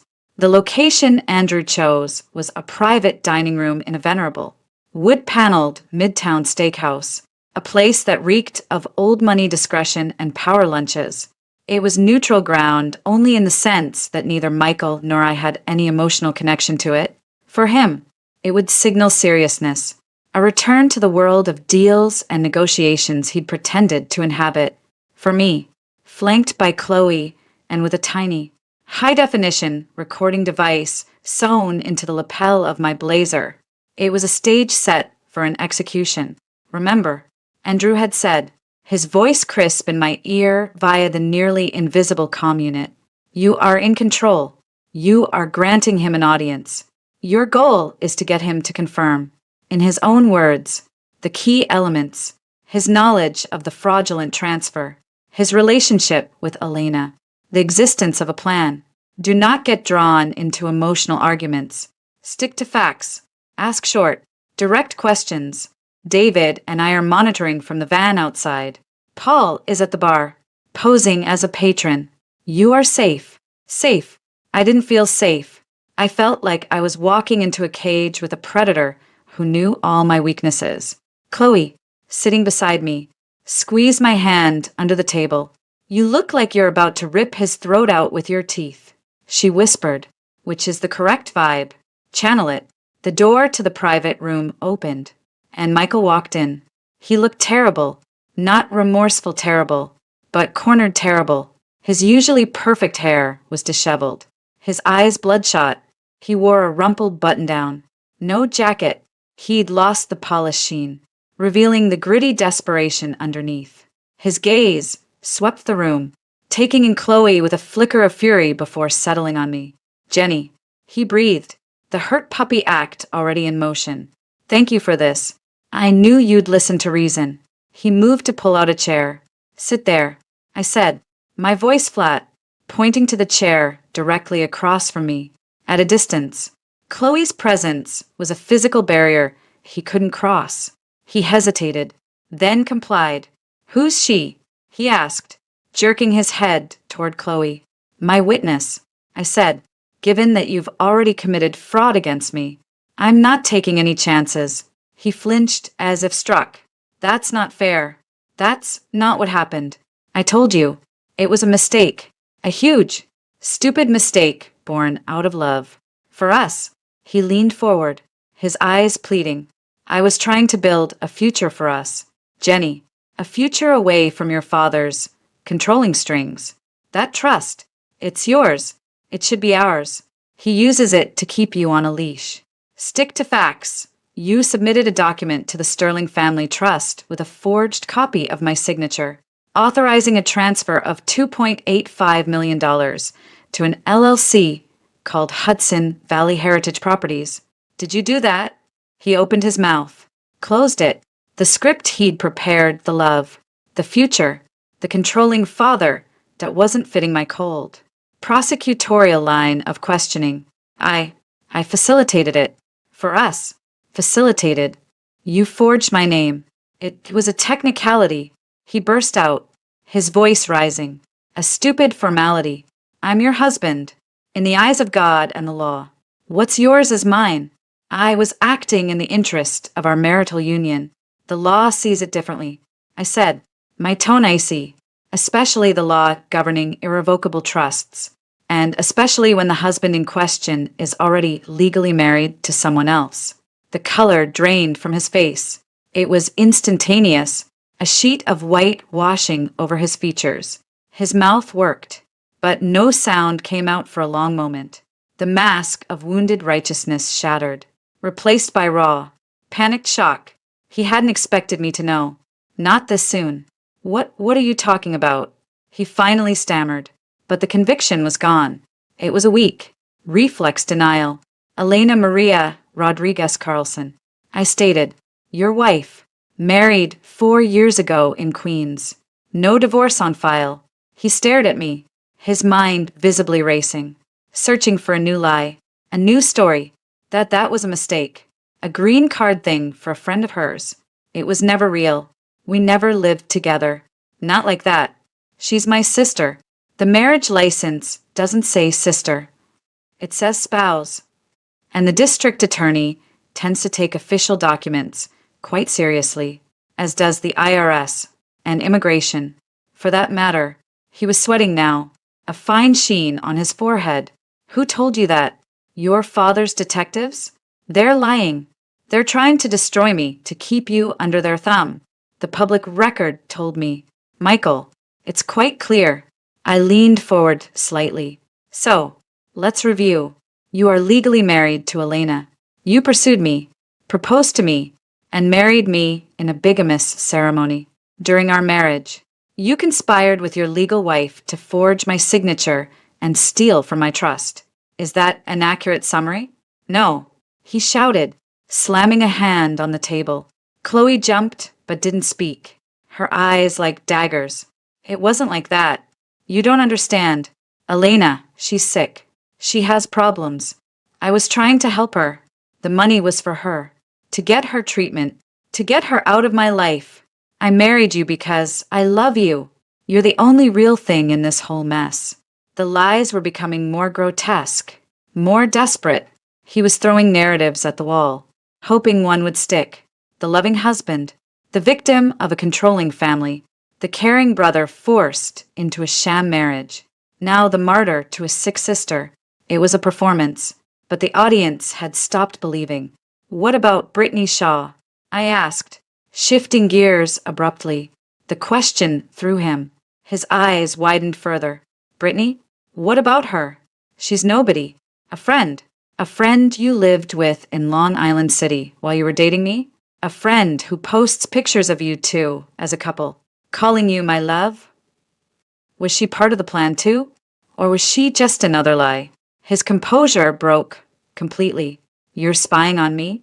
You're investigating my friends? This is insane. You've become paranoid. Jenny, your father has poisoned you. Answer the question. Michael. My voice was steady, a stark contrast to his spiraling panic. Was Brittany part of your scheme to defraud me? Was she the marker to make you seem more desirable? He stood up, his chair scraping loudly on the floor. I don't have to listen to this. I came here to fix things with my wife, not to be interrogated by you and your spy. He glared at Chloe. Sit down. Michael, I said, not raising my voice. You wanted to explain. Explain. Start with why you married me when you were already married to Elena. He remained standing, trembling with a mixture of fear and rage. You think you're so smart, with your trust fund and your lawyers. You have no idea what real life is like. What it takes to get ahead when you start with nothing. So that's it? I asked, a hollow laugh escaping me. This was just you getting ahead. I was a business opportunity. You were a means to an end. He snarled, the last veneer peeling away. A beautiful, naive, incredibly wealthy means to an end. And you know what? It would have worked if you weren't so damned sheltered and suspicious. A normal wife would have been happy her husband was taking initiative to build their wealth. The words hung in the air, ugly and final. There it was, the confirmation, in his own voice, recorded and beaming to Andrew and David in the van outside. A means to an end. I stood up, matching his stance. I felt nothing but a cold, clear certainty. I'm not your wife, Michael. Our marriage is a fraud, in every sense of the word. You will be hearing from the district attorney's office, and from my lawyer regarding the annulment and the lawsuit for fraud, emotional distress, and anything else we can think of. Do not contact me again, ever. I turned to leave. Chloe stood, giving Michael a look of pure, undiluted contempt. You'll regret this, he yelled after me, his voice cracking. You'll come crawling back when you realize no one will ever love you for you. They'll all just want your money. I was the best you'll ever get. I didn't look back. Chloe and I walked out of the private room, through the hushed, disapproving main dining area, and into the bright, impersonal light of the Manhattan afternoon. Paul, our security, fell into step behind us. In the car, I slumped against the seat, the adrenaline crash making me tremble. Chloe held my hand tightly. You were a stone-cold queen in there, she said, her own voice shaky with fury. A total badass. My calm unit crackled. Andrew's voice, tense with satisfaction. Jennifer, that was perfect. We got everything we need. His admission regarding the fraud. His de facto admission of bigamy by not denying the facts. His characterization of you as a means to an end. The DA will be delighted. Well done. It's not done yet, I said, my voice surprisingly firm. We still need Brittany Shaw, and we need to understand the full scope. You heard him. It would have worked. This was a plan, a business plan. Agreed. David's voice came through, and based on his panic when you shifted to Brittany, she is a vulnerable point. He's afraid of what she might know or say. We need to find her before he does. Finding Brittany Shaw proved easier than expected. She wasn't in hiding. She was living her aspiring influencer life, posting from a rooftop bar in Soho that very evening. Our investigator, a taciturn man named Vargas, sat in a car outside her modest walk-up in Hell's Kitchen 2 days later. The plan was simple. Catch her alone, away from Michael's influence, and present her with a choice. Chloe and I watched from a discreet cafe down the block as Vargas, dressed in a nondescript suit, approached Brittany as she fumbled with her keys. We couldn't hear the conversation, but we saw her body language. First annoyance, then confusion, then dawning alarm. She looked around furtively, hugged her oversized purse to her chest, and after a brief, tense exchange, followed Vargas to his car. 20 minutes later, in a bland conference room at Andrew's firm, we faced her. She was as polished as her photos, but up close, she looked younger, harder. Her eyes darted between Andrew, David, me, and Chloe, settling on me with a mix of fear and defiance. I don't know what you want, she said, her voice a nasal New York accent she hid in her videos. I haven't done anything wrong. We're not suggesting you have.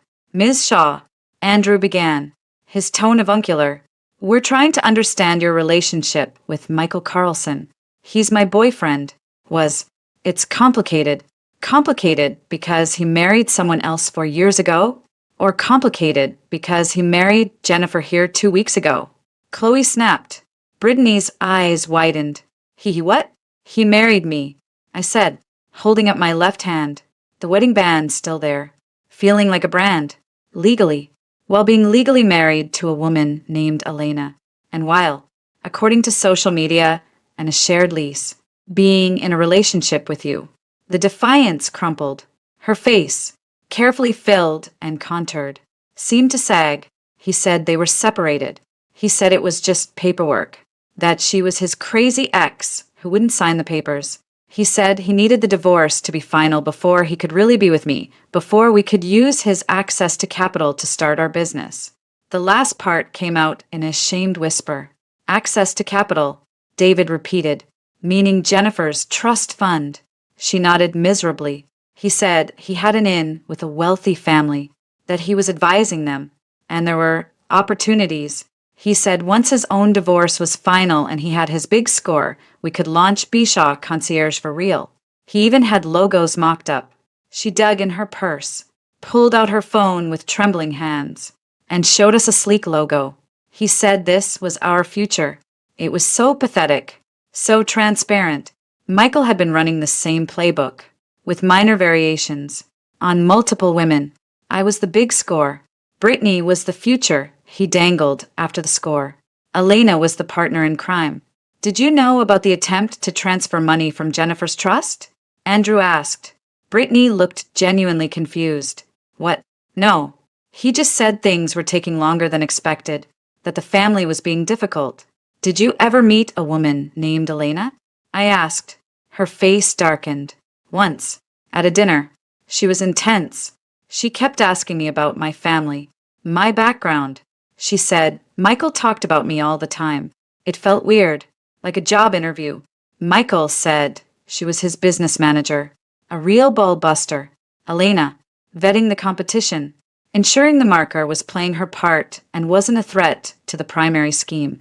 Andrew slid a non-disclosure agreement and a preliminary immunity offer from the DA's office across the table. Ms. Shaw, you are not currently a target of our investigation.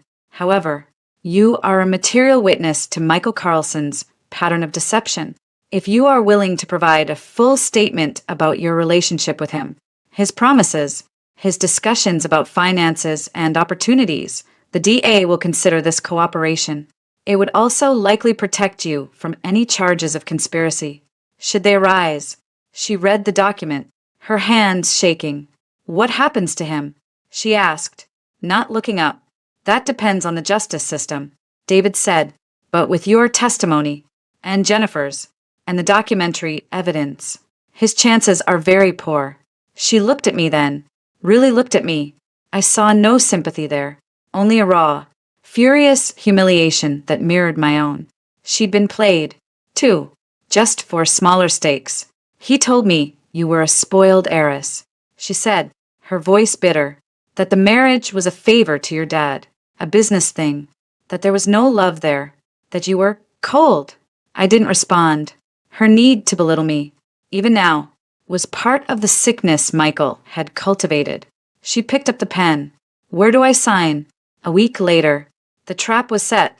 Andrew, working with the Economic Crimes Unit, had devised a final play, using the information from Gerald Moss and the recorded confrontation.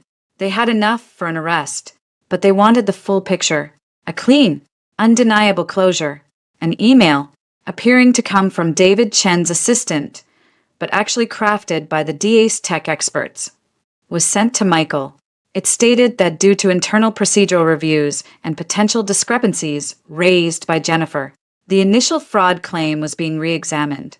It suggested, in carefully vague language, that if the funds were intended for a legitimate joint marital asset, like a primary residence, and if proper, verifiable signatures could be provided, the distribution might still be processed, albeit with stricter oversight. It was a lifeline, deliberately frayed. Michael took the bait, desperate, cornered, and believing his own lies about my pliability. He reached out to the only person he thought could still forge my signature convincingly, Elena. Vargas and his team were watching the Queen's house. They observed a heated argument between Michael and Elena on the front steps, captured through a long lens.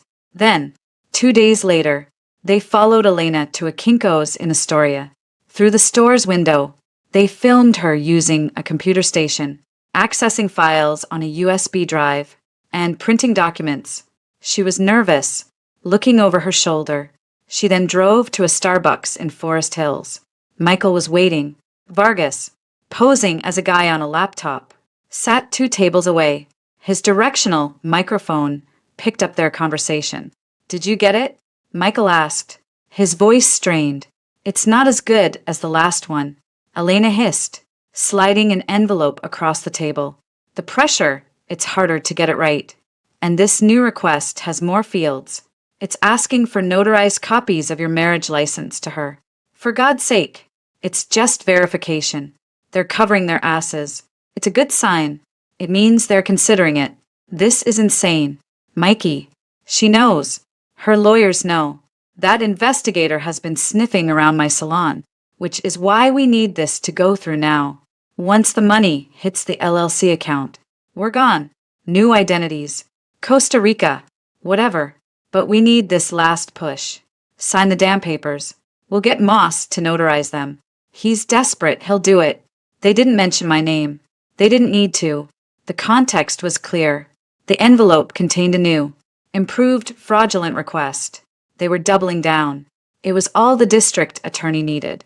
The following day, arrest warrants were issued for Michael Carlson and Elena Rodriguez Carlson on charges of conspiracy to commit grand larceny, forgery, identity theft, and for Michael, bigamy. The takedown was set for the conference room at Andrew's firm, under the guise of a final settlement meeting proposed by Michael's newly hired, overmatched public defender. Michael arrived first, slightly more composed than at the steakhouse, wearing a cheap suit, his lawyer, a harried-looking woman with a stack of files beside him. He thought he was coming to negotiate a surrender of claims, perhaps a quiet annulment in exchange for me dropping the fraud charges. He believed the second forged document was his bargaining chip. Elena arrived separately, looking pinched and angry. She was nothing like the imagined struggling sister. She was sharp-faced, with calculating eyes that darted around the room. She didn't have a lawyer. Andrew, David, and I were already there. So were 2 detectives from the Economic Crimes Unit, dressed in plain clothes, standing near the door. "Thank you for coming," Andrew began, his voice cool. "We've asked you here today to discuss the resolution of all matters pertaining to the marriage and financial dealings between Jennifer Sterling and Michael Carlson." Michael tried to catch my eye. I stared straight ahead, my face a mask. "My client is willing to agree to an annulment based on irreconcilable differences," his lawyer said, opening a folder. "In return, we ask that Ms. Sterling withdraw her allegations of fraud, which are based on a tragic misunderstanding within a marriage." "A misunderstanding," I said, my voice cutting through the room. I looked at Michael. "Is that what you call forging my signature? What you call being married to another woman?" I turned to Elena. "Or what you call helping him try to steal from me?" Elena's face went white. "I don't know what you're talking about. We have you on video at Kinko's." "Elena," David said calmly, "printing documents related to the Sterling Trust. We have the documents themselves, with your fingerprints and Michael's. We have your conversation at Starbucks about the last push and Costa Rica. We have Gerald Moss ready to testify about your consultations." The public defender's mouth fell open. She looked at Michael, then at the detectives by the door, understanding dawning. "We also," Andrew added, "have the sworn statement of Brittany Shaw regarding her long-term relationship with Michael and his promises of future wealth tied to the Sterling capital." Michael looked like he'd been gut-punched. All the color left his face. He stared at me, not with pleading now, but with a venomous, naked hatred. "You bitch," he whispered. The detectives stepped forward. "Michael Carlson, Elena Rodriguez Carlson, you are under arrest for the charges of conspiracy to commit grand larceny, forgery in the first degree, identity theft, and criminal possession of a forged instrument." The detective continued, looking at Michael. "And for you, sir, the additional charge of bigamy. You have the right to remain silent." As the words washed over him, as the cold steel of the handcuffs clicked around his wrists, Michael's eyes never left mine. The charming suitor, the loving husband, the wounded man that all were gone, stripped away, All that remained was the furious, cornered con artist. Finally facing the consequences of his game, Elena started crying, angry, defeated sobs, calling Michael names in Spanish as she was cuffed. They were let out. The room was silent except for the fading echo of Elena's shouts from the hallway. Andrew let out a long breath. It's over. Jennifer. I looked at the empty doorway where they had been led away. The man who had vowed to love me was gone, replaced by a criminal in handcuffs. The relief was immense, but it was a cold, hollow kind of relief. No, I said, turning back to the room, to my father who had just entered, to Claudia, to Chloe. It's not over. It's just the beginning of the mess. But for the first time, I was no longer drowning in it. I was standing on the shore, watching the wreckage being cleared away. I was free. The silence in Andrew's conference room after they took Michael and Elena away was profound. But it wasn't peaceful. It was the ringing quiet after an explosion. The dust was still settling. My father, who had watched the arrest from the doorway, stepped fully into the room. He didn't hug me. He placed a heavy hand on my shoulder, his grip solid and grounding. It's done, he said, the words not a question, but a statement of fact. For now, Andrew corrected, gathering his papers. The criminal case is in the hands of the Manhattan DA. They have the evidence, the witnesses, Moss, Brittany Shaw, our recordings, the forensic trail. It's strong, but the process is a grind. There will be arraignments, plea negotiations, possibly a trial. And our side? I asked, my voice sounding distant. The adrenaline was leaching away, leaving a deep, cold fatigue. The annulment petition based on bigamy is straightforward. The court will void the marriage as if it never existed. The civil suit for fraud, intentional infliction of emotional distress, and restitution is already drafted. We'll file it tomorrow. Its purpose is twofold. Recover whatever assets he has which appear negligible to Dot and establish a judgment that will follow him, ensuring any future earnings are yours. He doesn't have anything, I said flatly. The judgment is the point. Claudia said, coming to stand beside me. It's a line in the sand, a public record of what he did. My phone buzzed in my purse. Then Chloe's. Then my father's. A flurry of notifications. Chloe looked at hers first, her face hardening. Page 6. She spat. Already. Sterling heiress hubby cuffed in prenup fraud fiasco. They have a picture of them being led out in cuffs. The media, of course. The arrest at a prestigious law firm in Midtown wouldn't stay quiet for long. The vultures had descended. We anticipated this, David said, unflappable. I've prepared a holding statement from the Sterling family office. It will be released within the hour. The statement was a masterpiece of minimalism. Ms. Jennifer Sterling is cooperating fully with authorities in an ongoing investigation into matters of financial fraud and personal misconduct. Out of respect for the legal process, she will not be making further comment at this time. We ask that the family's privacy be respected during this difficult period. IT gave nothing away, assigned no blame, but the phrase personal misconduct was a carefully chosen dog whistle. It didn't matter. The tabloids and gossip sites ran with their own narratives. The initial story painted a salacious picture. A gold-digging husband caught trying to raid his rich wife's trust. But by the afternoon, a counter-narrative emerged, sourced from friends close to the accused. My phone lit up with an alert from a different gossip site. The headline was venomous. Heartbroken husband claims set up by controlling Sterling clan. I clicked, a masochistic impulse taking over. The article quoted unnamed sources saying Michael was a loving husband blindsided by a draconian prenuptial agreement and a wife who was emotionally distant and controlled by her billionaire father. It claimed the trust withdrawal was a mutual investment idea that Jennifer had approved but then reneged on after family pressure. It painted him as the victim of a wealthy family's ruthless protectiveness. They're gaslighting the entire city.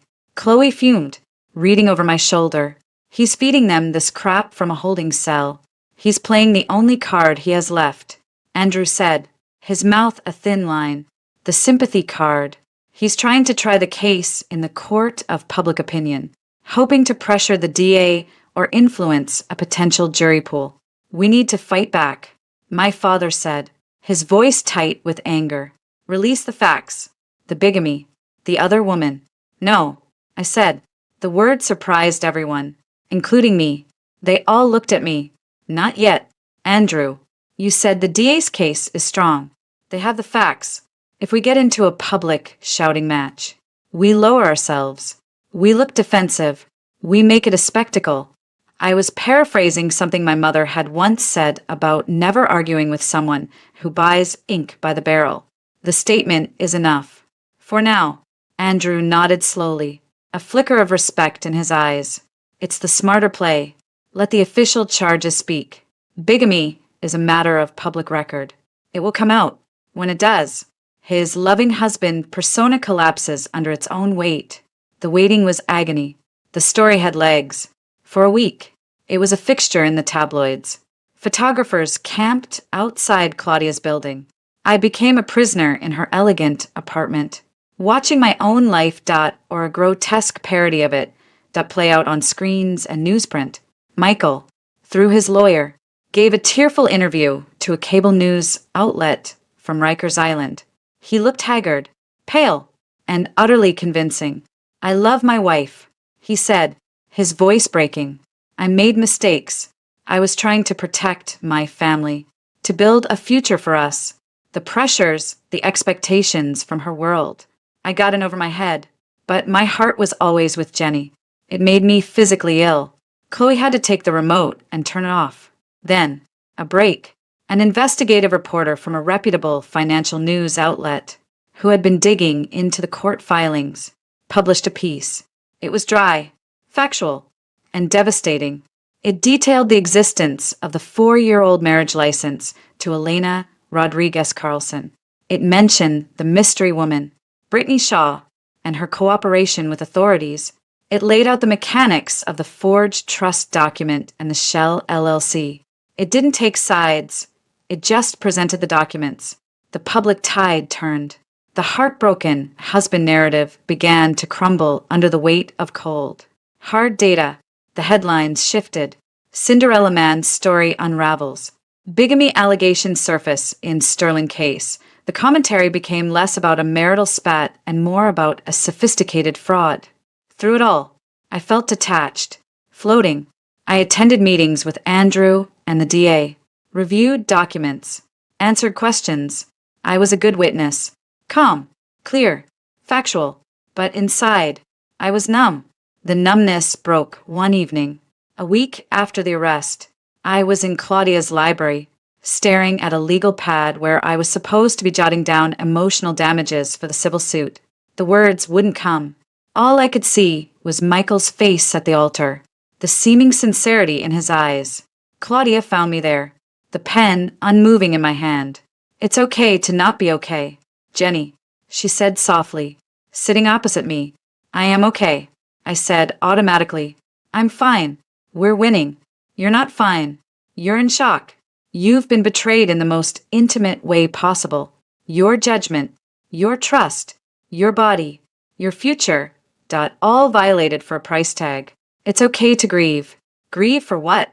I snapped, the numbness cracking. A lie? A performance? Should I grieve for the imaginary husband I thought I had?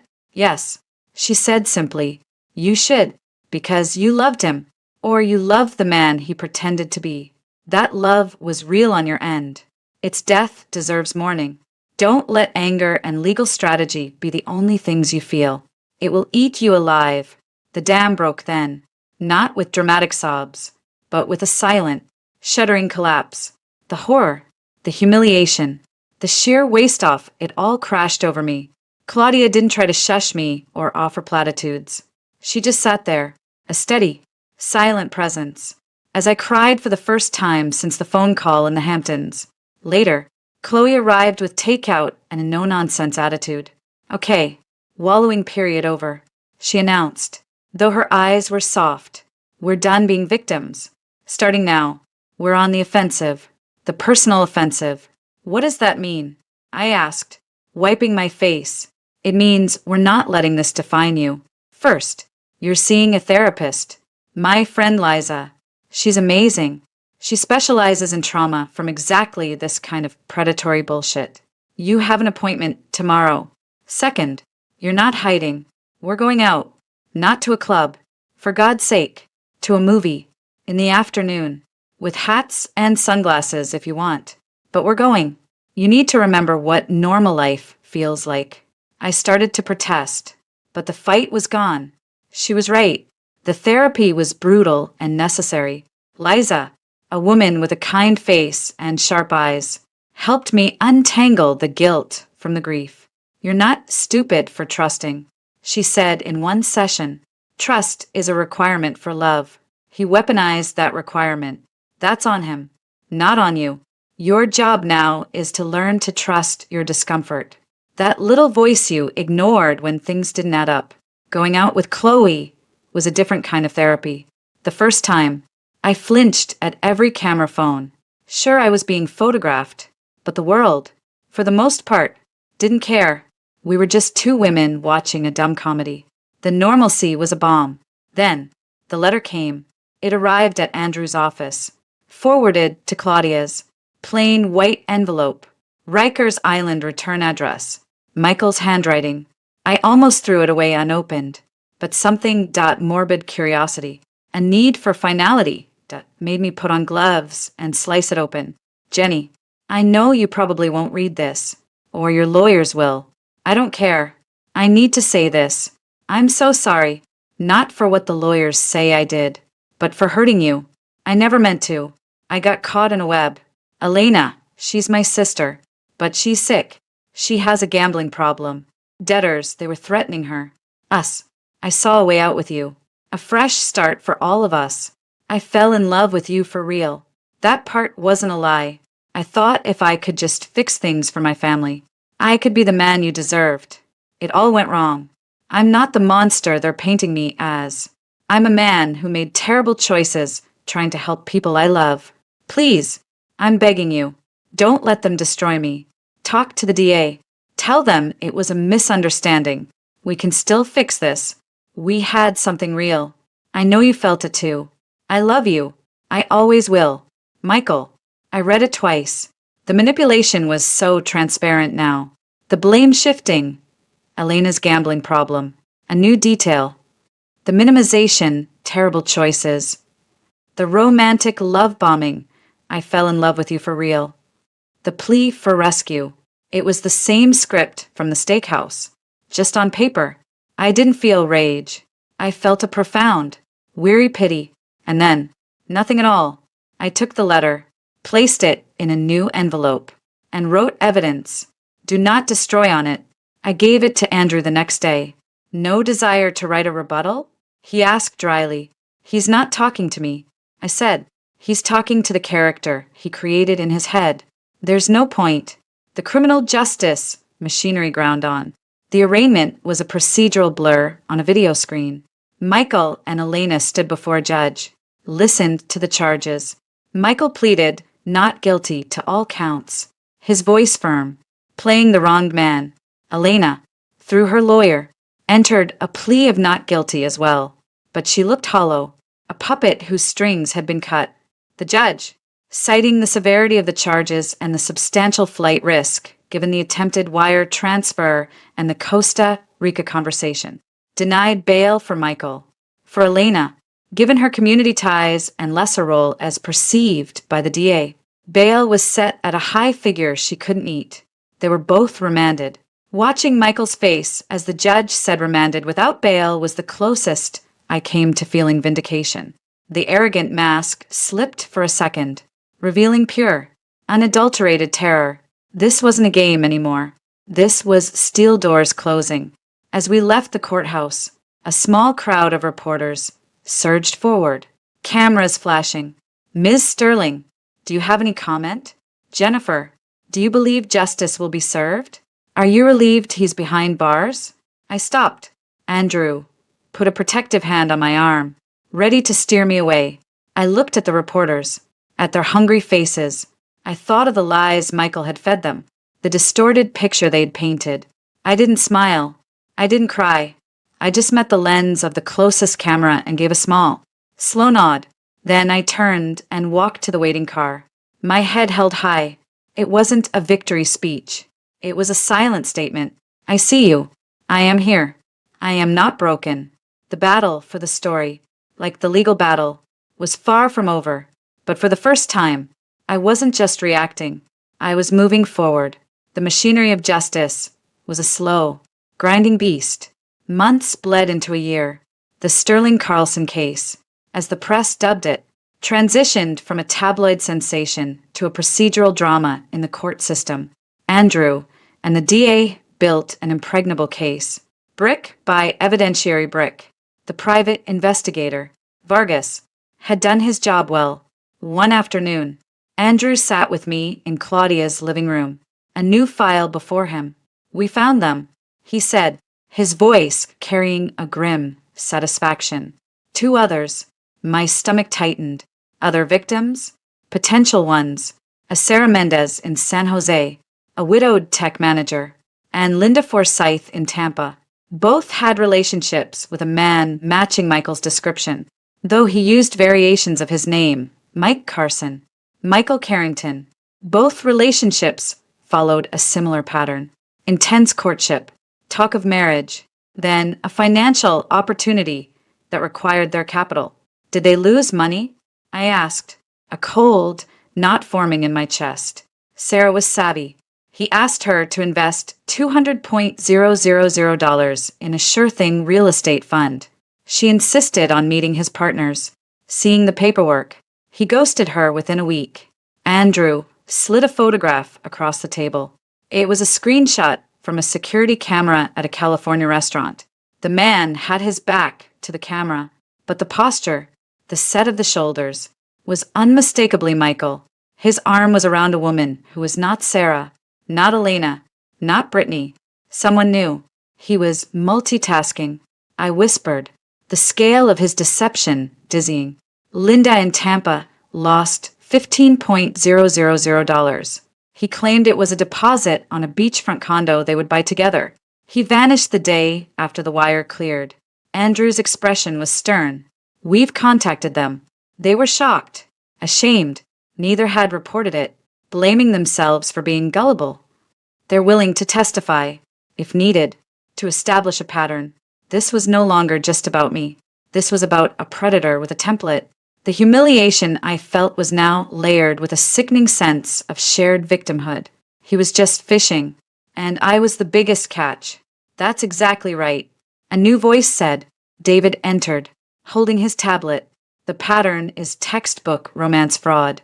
The DA is considering adding scheme to defraud charges, which carry heavier sentences. It shows this wasn't an isolated incident with you. It was his business model. The personal shrank against the backdrop of this systemic predation.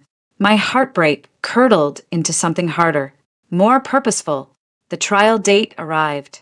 The courtroom was a solemn, wood-paneled arena.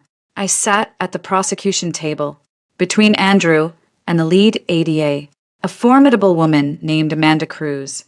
Michael sat with his public defender. He wore a cheap suit and had attempted to regain his polished look. But jail had left a gray pallor on him. Elena, a few feet away, looked diminished, a frightened sparrow next to her court-appointed lawyer. The trial was not about whodunit. The evidence was overwhelming. It was about why and how badly. ADA Cruz laid it out with surgical precision. The bigamous marriage certificate, the forensic analysis of the forged signatures, the digital trail from the hotel IP, Gerald Moss's damning testimony about the consultation, the recorded sting conversation at Starbucks about Costa Rica. The defense's strategy was a desperate, flailing thing. They tried to paint Michael as a loving man led astray by a domineering sister with financial problems. They attempted to cast doubt on the sanctity of the prenuptial agreement, implying financial pressure from my family had created a climate of desperation. Then, I took the stand. ADA, Cruz guided me gently. Ms. Sterling, when you said I do, did you believe Michael Carlson was free to marry you? I did, I said, my voice clear in the quiet room. Did you believe he loved you? I believed the person he was pretending to be loved me. I looked directly at Michael. He stared at his hands. She walked me through the discovery of the fraud, the confrontation. The defense attorney's cross-examination was aggressive, trying to paint me as cold, spoiled, and easily manipulated by my father. Ms. Sterling, isn't it true your father never approved of your relationship with Mr. Carlson? My father was cautious. Yes, cautious or controlling. Did he not force you to sign a prenuptial agreement that essentially declared your husband a gold digger before you even walked down the aisle? Objection. Argumentative. ADA Cruz said. Sustained. The attorney tried a different tack. You shared the details of a highly complex, multi-million-dollar trust with Mr. Carlson shortly before your wedding. Why would you do that if you didn't trust him implicitly with your financial future? I paused. This was the question I'd asked myself 1,000 times. I shared it, I said slowly, because I believed we were building a life together. I believed transparency was part of that. I was sharing my life, not just my finances. He was asking questions about our future home, our security. I answered them. I now know he was conducting a vulnerability assessment. The phrase, learned from David and my therapist, landed with a thud. It sounded cold, clinical, and utterly true. Sarah Mendez and Linda Forsyth testified via video link. Their stories, though smaller in monetary scale, mirrored mine with chilling accuracy. The charm, the accelerated intimacy, the financial ask. They spoke of their shame, their anger. Their testimony transformed Michael from a flawed husband into a serial predator. The closing arguments were a study in contrast. The defense pleaded for mercy, describing a man who lost his way. ADA Cruz held up the marriage license to Elena, then a photo of him with Brittany, then a screenshot with the woman in California. This is not a man who lost his way, she told the jury, her voice ringing. This is a man who built a roadmap to deceive, to steal, and to shatter lives. He didn't want a wife, he wanted a mark. He didn't want a partnership, he wanted a payout. The jury was out for less than a day. The verdict, guilty on all counts for Michael, grand larceny, forgery, identity theft, scheme to defraud, and bigamy. Elena was found guilty on the conspiracy and forgery charges. At sentencing, the judge was scathing. You weaponized intimacy. You treated marriage, a sacred institution to many, as a tool for fraud. You caused profound psychological and financial harm, not to a faceless corporation, but to individual women who trusted you. He sentenced Michael to 12 to 18 years in state prison. Elena received 5 to 8 years. As the bailiffs led him away, Michael finally looked back at me. There was no love, no apology, no performative sorrow. There was only a flat, exhausted hatred. The mask was gone forever, leaving only the empty man underneath. I felt no triumph, only a vast, echoing closure. It was over. Chapter 8. New Wings. The year that followed was one of quiet, deliberate reconstruction. The annulment was finalized, legally erasing the phantom marriage. The civil judgment against Michael was entered, a symbolic financial scar he would carry. The media moved on to fresh scandals. I moved out of Claudia's and bought my own apartment at a sleek, sun-filled loft in Tribeca, chosen for me, by me. I filled it with art I loved, not decor meant to impress. My work with the Laura Sterling Protector Fund became my anchor. We launched with a quiet website and a hotline, offering legal referrals and support groups for victims of financial and romantic fraud.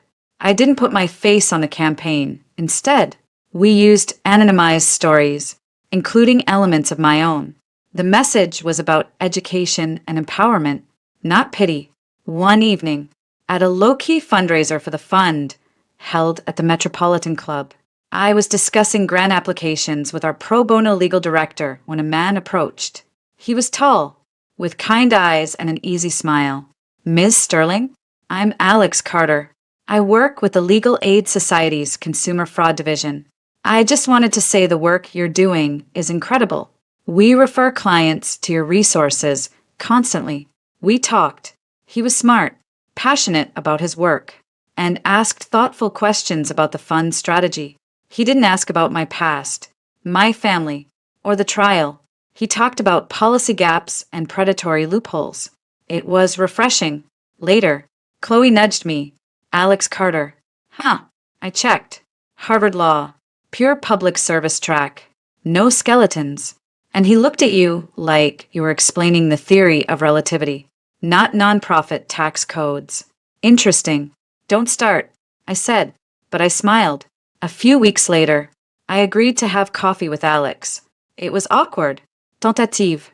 I was guarded in a way I'd never been before. He was patient. He talked about a difficult case he'd won. I shared a sanitized challenge of launching the fund. It was a conversation, not a performance. After a few more coffees, I told him, not the sordid details, but the outline. I was married very briefly. It was fraudulent. It ended in a very public trial. He listened, his expression serious, but not shocked. I know, he said quietly. I read the coverage when it happened. I thought it was one of the most brazen, cruel schemes I'd ever seen. What you're building now, it's a hell of a response. He saw the survivor, not just the victim. It made all the difference. My father and I grew closer. He stopped treating me like a fragile heiress and started asking for my input on the family foundation's charitable direction. We had dinners where we talked about the world, not my security detail. One afternoon, a letter arrived, forwarded from Andrew's office. The return address was a women's correctional facility. It was from Elena. I almost discarded it, but curiosity and a strange sense of obligation made me open it. Jennifer, I don't expect a reply. I'm writing this because I have to. I'm in a therapy program here. They make you look at things. I loved my brother. That's where it started. He was always the big dreamer. I was the one who made things happen. The first cons were small fake checks, credit card scams. It felt like a game against a system that never gave us a break. Then he met you. You were the ultimate score. He planned it for months. I helped. I hated you without knowing you. I thought you were just another rich girl. Oblivious. It made it easier when you confronted him in that steakhouse. On the recording, I heard it later. You were so calm. You weren't the person he described. That's when I started to crack. I'm not asking for forgiveness. I don't deserve it. I'm just saying, what you're doing with that fund. It's good. It would have been easier for you to hide. You didn't. I think that's why I'm writing. You took the worst thing we did and tried to make something good from it. I can't do that, but I'm glad someone can. Elena, I read it several times. There was no manipulation, no excuse, just a bleak, sad accounting. I didn't write back, but I didn't throw the letter away. I filed it with the others. A piece of the truth. Months later, the Laura Sterling Protector Fund held its first annual gala. I agreed to give a short speech, standing at the podium, looking out at the crowd of supporters, lawyers, survivors, and friends. I felt a nervous flutter, but not fear. I used to think trust was a weakness. I began, my voice steady, something to be armored against. I've learned that trust is a strength. It's the currency of human connection. What happened to me, and to others we help, wasn't a failure of trust. It was a theft of it. I spoke about the importance of listening to instinct, about financial literacy as a form of self-defense, about building a community that wouldn't shame victims, but empower them. I didn't mention Michael's name. He was irrelevant to the point. As my mother, for whom this fund is named, once told me, the goal isn't to build a cage to keep the world out. It's to grow wings strong enough to navigate it. This fund is about helping others mend their wings and learn to fly again, on their own terms. After the speech, as the room buzzed with conversation, I found my father. He had tears in his eyes. Your mother, he said, his voice rough, would be so proud, not of the fund, of you. Chloe swooped in, champagne in hand. You killed it. Now, your public service is done for the evening. Alex is hovering by the auction items looking tragically handsome. Go. Be a person, not a symbol. I laughed. A real, free laugh. I looked across the room and caught Alex's eye. He smiled. A warm, genuine thing. I made my way through the crowd, accepting hugs and handshakes. I wasn't Jennifer Sterling, the scandalized heiress. I wasn't Jennifer Sterling Carlson, the bigamist's mark. I was just Jennifer, building a life from the pieces, stronger at the broken places. The past was a closed case. The future was a blank page. And for the first time in a long time, I was excited to write it. The ballroom of the Metropolitan Club was awash in soft light and the low hum of purposeful conversation. It wasn't the largest venue in New York, but it had a weight, a gravity that felt appropriate. The discreet placards on the linen-draped tables read, Laura Sterling Protector Fund, Inaugural Gala, my mother's name, in elegant script, felt both like a shield and a mandate.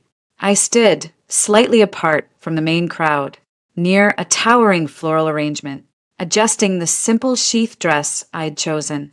No dramatic gowns, just clean lines. Chloe materialized at my elbow, a flute of champagne in each hand. Nervous? She asked, handing me one. You look like you're about to face a firing squad. Not accept a bunch of checks from well-meaning rich people. Public speaking. I muttered, taking a sip. I'd rather face the firing squad. You'll be fine. Just read the teleprompter. And for God's sake, smile. This is a victory lap, not a wake. It wasn't a victory lap. It was a foundation laying. The fund was small but focused. Legal aid, financial literacy workshops, and confidential support for victims of intimate partner fraud. We'd hired a seasoned director, partnered with law schools for pro bono work, and built a website that prioritized clarity over pity. My name was on the letterhead, but my face wasn't the logo. The work was 5 minutes. Ms. Sterling, a young event coordinator whispered, touching my arm briefly before flitting away. I saw my father across the room, deep in conversation with Andrew and David. He caught my eye and gave a small, firm nod. You're ready. Claudia was shepherding a group of her formidable friends toward the auction tables. The room was full of allies, not just spectators. And then I saw Alex. He was near the back, talking with Amanda Cruz, the ADA who had prosecuted Michael. He was in a simple dark suit, no tie, looking more like a thoughtful academic than a lawyer at a gala. He must have felt my gaze because he looked over. He didn't wave or give a thumbs up. He just met my eyes and offered a small, steady smile. It was an anchor. The coordinator gestured. I handed my glass to Chloe. Break a leg, boss, she said. I walked to the podium, the click of my heels too loud in my ears. The lights were bright, blurring the faces in the first few rows. I took a breath, placed my note cards on the lectern, and looked up. Good evening. Thank you all for being here to support the launch of the Laura Sterling Protector Fund. My voice, amplified, sounded calmer than I felt. A year ago, I stood in a very different kind of room, a courtroom. I was there because I had been the target of a deliberate, calculated fraud, one that turned marriage, a promise of love and partnership, into a weapon for theft. A profound silence had fallen. This wasn't the usual gala pleasantry. In the aftermath, people told me I should be more careful, less trusting. They implied my own openness was the flaw he exploited. I paused, letting the old, hurtful words hang there. But I've come to believe they were wrong. Trust isn't the flaw. The flaw is in a system and a culture that often leaves people isolated, ashamed, and financially paralyzed when that trust is violated. The predators rely on that silence. I saw heads nodding in the audience. Not everyone here was a philanthropist. Some are friends. Others were survivors we'd quietly invited. This fund isn't about building higher walls. It's about building stronger foundations. It's about providing the tools legal, financial, and emotional that if someone tries to knock you down, you have a network to help you back up. It's about turning isolation into community. I glanced at my note card, then set it aside. My mother, Laura, believed that security wasn't about what you kept out, but about the strength you cultivated within. This fund is my attempt to honor that belief, to take a story of violation and help write new stories of resilience. Thank you for helping us write them. The applause was immediate, warm, sustained. It wasn't for a performance, it was for the idea. As I stepped away from the podium, the adrenaline shifted from fear to a bright, clean energy. The rest of the evening was a pleasant blur of handshakes and conversations. A woman in her 60s, impeccably dressed, took my hand. "My daughter," she said quietly, her eyes glistening. A similar thing, with a business partner, smaller scale, but it broke her. "Thank you for giving us a place to point her." Later, as the auction wrapped up and the band began to play something soft and jazzy, Alex found me by the bar where I was finally getting that glass of water. "That was an incredible speech," he said. "Not a single platitude, just truth." "Thanks." I was terrified. Didn't show. He leaned against the bar. "Amanda Cruz says the fund is already changing how her office handles victim support. That's real impact. It's a start." I studied him. "You didn't have to come. You know, this isn't really your scene." "Are you kidding?" He smiled. "Free champagne.